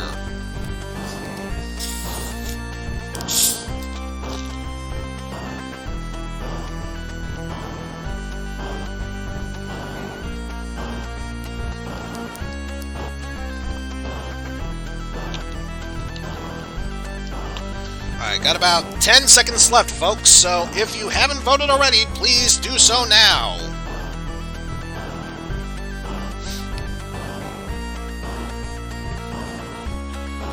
The poll is just about to close, and it looks like our decision this time around is... nothing. So disappointed in you. Guns a-blazing. The Wade team may be battered and bruised, but those who remain do so only because they're survivor. Fully armed, Steel PH is sure that they can take on anything between here and the captain's chair.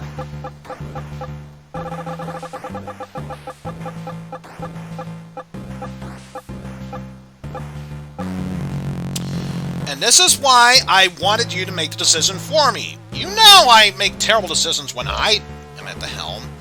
Wow, the Mirror crew is super beefy. Maybe they would be willing to share this workout regimen. But before Steel PH can ask, a particularly large opponent lands a blow to the back of the officer's head. Let's see. When everyone comes to, the away team finds themselves strapped down to the invulnerable 2's medbay. The mirror version of your science officer looms over Steel PH, a sharp medical device in hand. Either feign death, nah. Ask about the procedure, nah. Let's just knock over some beakers. Steel PH has no idea what the various jars in the room are for, but they can think of better ways to raise hell than breaking as many of them as possible.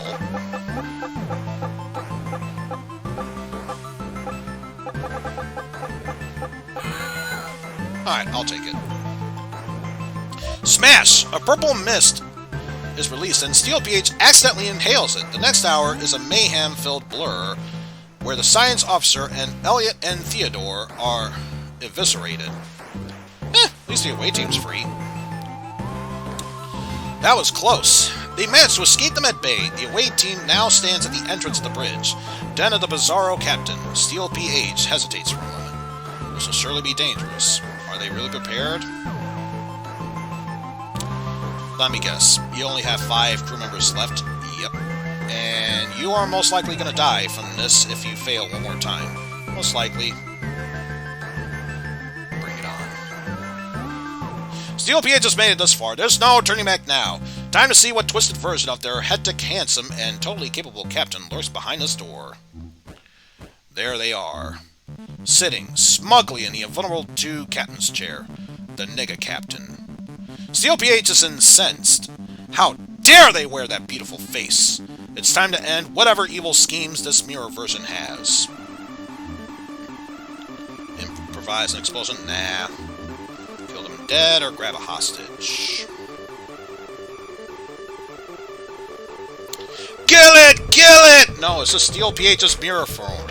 Aw, it's Steel PH's mirror form. Kill it! Kill it! Simple solutions are often the best ones. Steel PH sets their phasers to the most deadly of the deadliest settings and points it right between the Nega Captain's red eyes.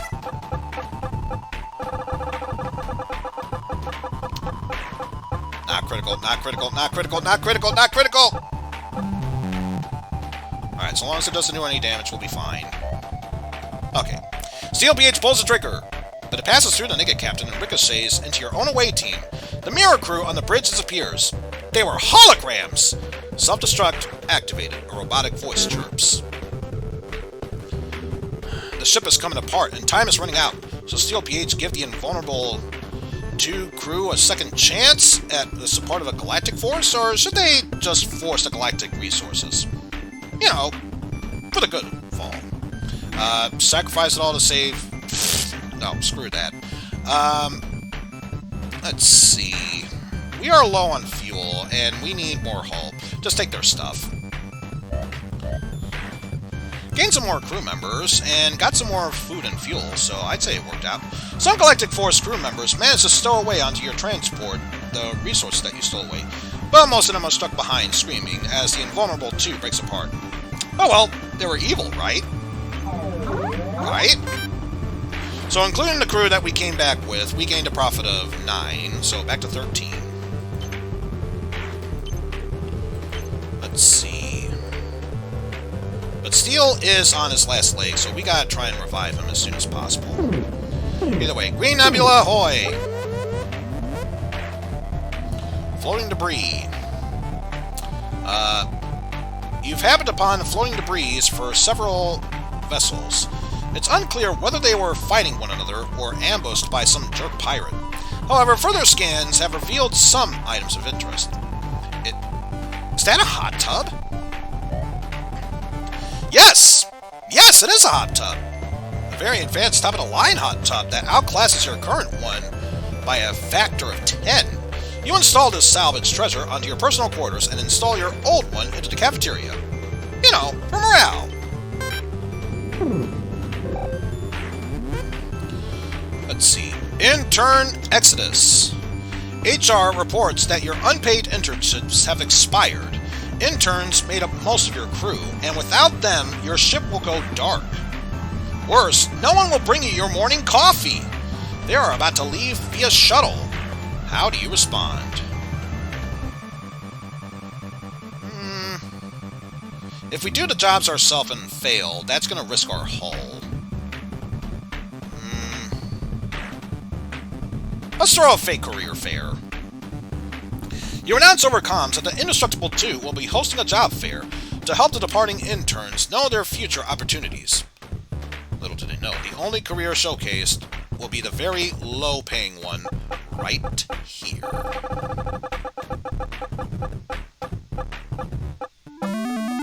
Success! I had no idea my options were so limited, one intern says, as he flips through the pamphlets. Boy, it's a good thing we had this job fair to contact my horizons. Dreams thoroughly crushed, all the interns return to work. These have got more crew members. Let's see. More fuel or food. We got plenty of food, so let's just head here anyway. Class G store. See, crisis! Popo on your tail! Indestructible 2 is forced to pull over, and an imposing space cop appears on your view screen. Oh no, it's Popo. Sergeant Desmond Popo, to be exact, he says, smiling politely and tipping his hat. Now, the reason I pulled you over... Don't know what we're going to risk losing if we cooperate, so just floor it! You haven't done anything wrong, damn it! You're afraid for no rational reason, and you instruct your navigations officer to swim. Maximum warp! Later, Popo.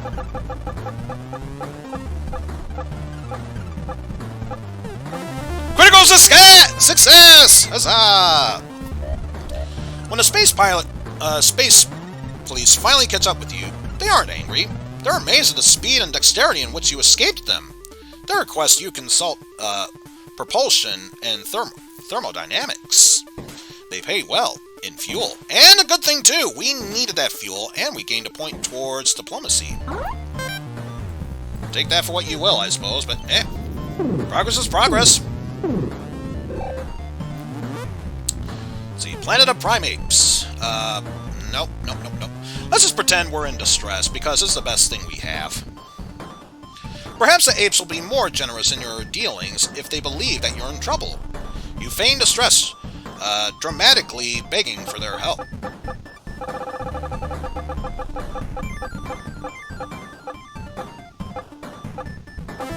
Critical success! Huzzah! The apes are sympathetic, so you feel kind of bad about scamming them as you siphon the extra fuel. They're pretty cool to hang around, and why shouldn't they be? They're as fun as a barrel of monkeys. Extra fuel, bravado later. We're moving on from that dad joke. More food on the Class M planet. Reached our destination. Feet to strength, and more of this again. Here's the thing. Steel has all that he needs to succeed. He is lacking in health, so I would dare not risk losing that. Let's send Freya in. Find some food first.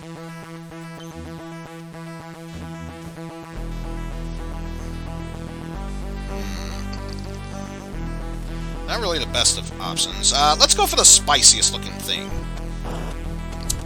The team approaches the food stand, and Freya's eyes immediately begin to water.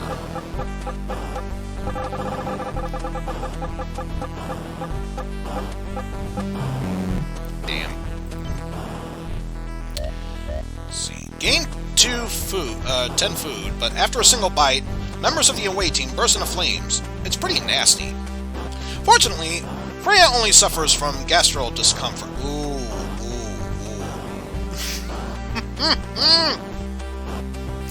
Wow, that's hitting a bit close to home. Okay, so, small story before we continue onward. Freya was out of commission for a few days after having some jalapenos, and apparently it did quite a number to her gastral system, so this is hitting a bit too close to home. Not saying the same. You receive a small shipment of milder food. But yes, it's time to take on the challenge. Lure it into the corner and immobilize it, because all the other ones, not gonna work. The team fans out, trying to lure it into the perfect spot for a trap.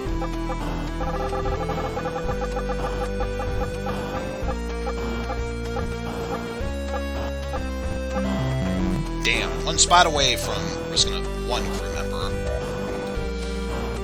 The creature is lured into a corner and then charges through it. It takes out a wall, some of the audience, and several crew members. Freya learns that your team technically won when the other combatants left the arena. Onward to the next challenge.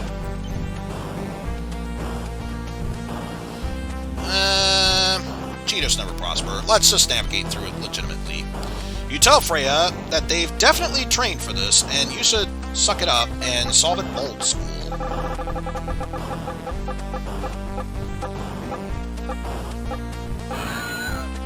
It only lost one crew member. We'll take it.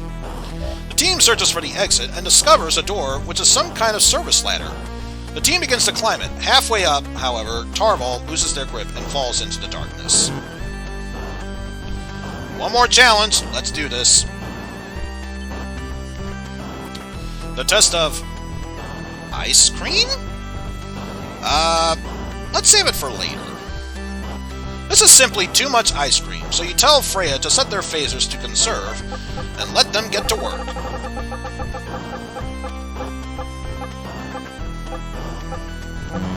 Damn it, critical fail.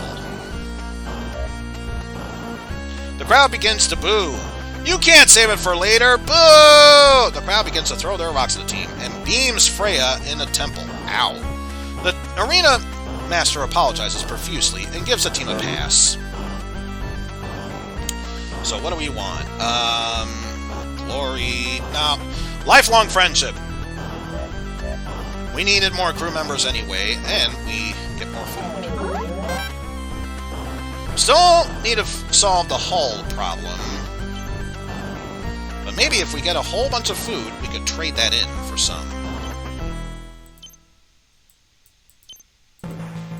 Let's see. Food, and fuel. Let's head this way so we can get some fuel along the way. But more importantly, if we were to head that way, and a possibility of getting more hull. So yeah, we're definitely going up towards the Class Beer Star. The young and the clueless. You are called into handle crew drama. Apparently, Tad and Alexis have been fighting. Dakota found out and made her move on Tad. Now Alexis is a mess, and Tad has threatened your transporter engineer, Skylar.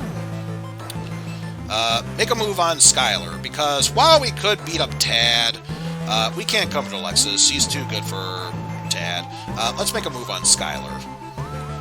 It's time to make magic happen.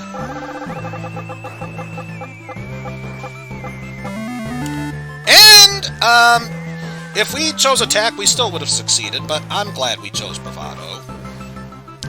You and Skylar talk, but you both realize that neither of you is ready for a relationship, especially considering your conceers. You agree to be friends, offering advice to each other about potential love interest. You're both very happy. And we gained 1 point towards diplomacy. Now, if only we could fix that science. But yes, towards the Class B Dwarf Star. Just add water.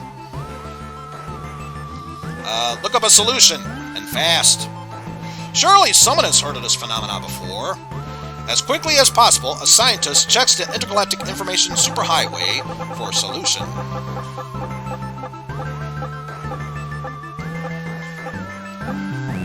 Damn it. Just too shy of it. We needed 2 more points to survive that. The Hammerins on Nebulous 2 has this exact thing happen and left helpful instructions for anyone in the same situation. Unfortunately, they're not in your language, and the browser's translate tool has garbled them completely, and we lost 6 crew in the process. Damn. No extra food, but maybe if we head to this Dwarf Star, we can repair some of our hull. Oh, great. Great! Galaxy Force is requiring that great. Don't know what we can risk. I'd rather not risk losing hull, so let's challenge that ruling. How can your engineers be expected to relearn everything they've ever known about interstellar physics? Doesn't Galaxy Force understand that there's more than one right way to get the answers? You back up your engineers and challenge the rule. And prepare for major suckage. I bet you anything. Yep! Even with the reroll, that's still major suckage. You get that they're trying to emphasize the thinking behind the engineer tasks, but there's nobody there that can ask for help with this gobbledygook. Galaxy Force agrees to reconsider this over the next several months, during which you're stalled. So we lost a whole bunch of fuel there, but at least if nothing else, yes, let's go pay our respects. Opie, the Indestructible 2! Not that indestructible. Hey! Congratulations, Shadow Derpy. You gained a point towards science. One of your officers notices a star chart chiseled into the gravestone. After scanning and taking a few notes, they learn something new.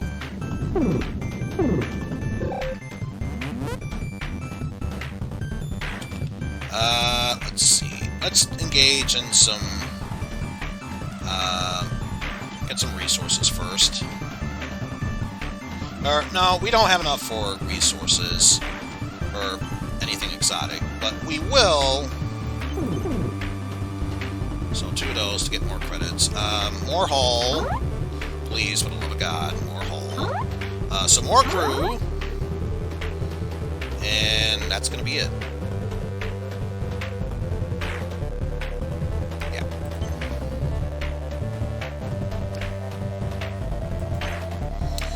But, of course, to top this all off, let's get some rest. So we're going to use up 30 of our food, but if nothing else, Freya could use the health. Steel definitely needs the health, so I'm perfectly fine with that. Time to leave! Plus we only have 3 more destinations to go to, and then we will reach our goal. So, whatever, or food. We need more food. Yeah, we need more food. Tad's Diary. While finishing a meal in the cafeteria, you spy a book underneath one of the tables. Upon closer inspection, it appears to be Tad's private journal.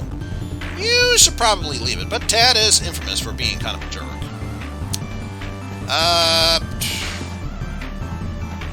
Let's return to Tad, and I swear to God, if I do this for the diplomacy and I get something else in return. Thank you, Jesus Christ.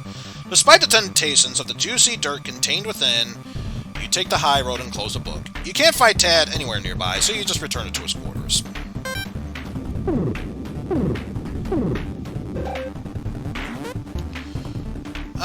More warp weasels. No bravado to use. However, we can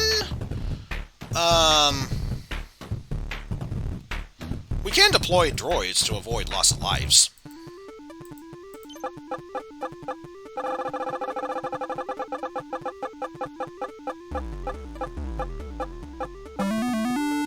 Not a critical success, but a success nevertheless. Gain 42 food, nothing else, so we can definitely stave off hunger for the time being. Spoiled, neutral-based. Yeah, some of that was rotten. Moving onward. The Vortex. A space vortex opens up in front of you. Your ship's sensors detect an unknown object emerging from it, headed right your way. Prepare for whatever is coming by. Assume defensive position. Let's just immediately fly into the vortex. You launch a team of volunteers into the vortex to see what's inside.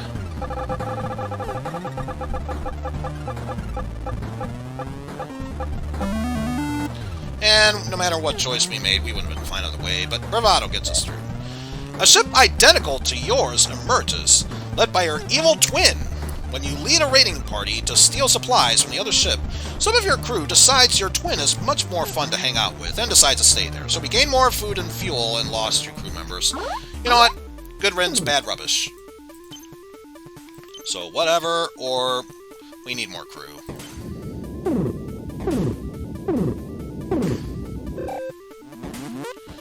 Let's see. Galactic War Zone.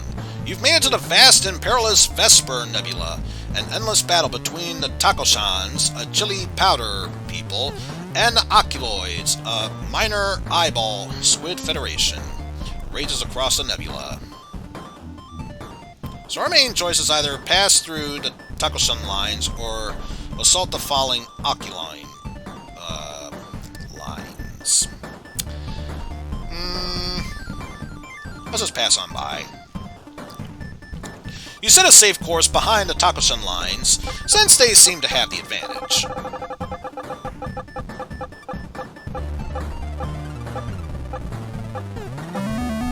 Success! And I think if the only other choice would have been diplomacy, we would have barely made it. But either way. You're safe, but the Takoshans demand that you help them in exchange for a safe passage.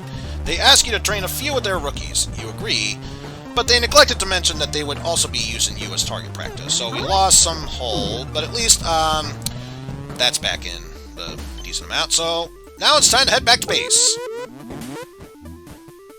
After we visit the gravestone. Phoenix Borger. I shouldn't have eaten all that cheese. Bold Goner. Reflecting on your own mortality makes you realize how little time you have left. You decide to be more bold in your decision-making from now on, as we gain a point towards bravado. And with that, mission is successful yet again. Congratulations, Eizen D. Broniac. You have successfully traversed the quadrilateral quadrant in your most daring expedition. Galaxy Force honors you with the title Admirable Tactician. Made so many tactical choices, few bravado, many decent amount of attacks, some science, None in diplomacy. Big shock there. Had 10 events, visited 3 graves, went on 3 away missions, and encountered 23 different bits there. Let's wait until this thing goes over, and then we'll see what the results of our obituary stands were. Alright, let's see. Some kind of alien intruder. Intruder. Got beamed. Ruined by the Kepler. Full vacation. Dragged to death. Wrong devil. Itty bitty rocks.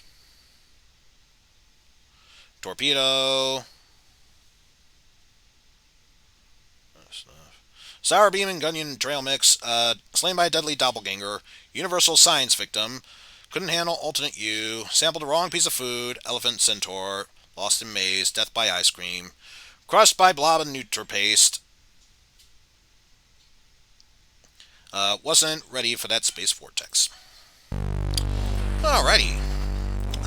Let's see. Is there anything worth going on about right now?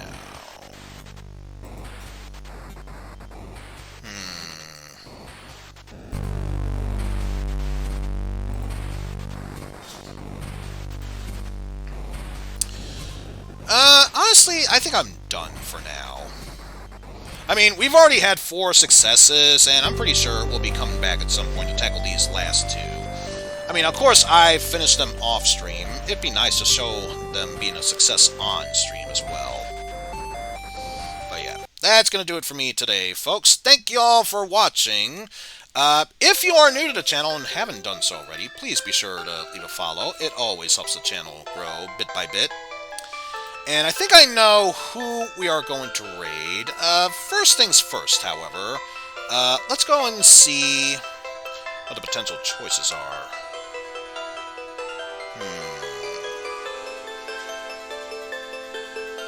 Not really all that much, but I do have a few options to give out. So, I will give a shout-out to Protonathan Jonathan, who is currently playing Axiom Verge, doing a fortune cookie stream. Always good. And speaking of Broniac guys, I will also give a shout out to Jared, aka the 8-bit drummer, who is of course banging on his drums. What more can be said about that? And I noticed he was streaming a bit earlier, so why don't we give a shout out to Pastille Rohan. Wait, really? Let me double check that. So he is playing that. Apparently he is playing some Metal Gear Rising Revengeance. But yeah, since he was in chat earlier, I think it's only fair that we go ahead and raid Pan Anning, who is currently playing some Final Fantasy II Pixel Remastered Edition. And I think I know what our raid message is going to be.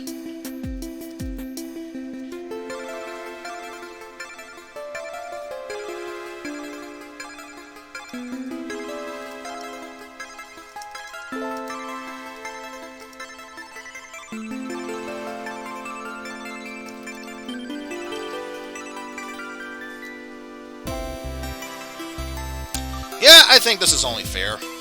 Despite RNGesus kicking us in the dick, which, let's be fair, it has, 4 for 0 for a mission completion, so he should be pleased by that.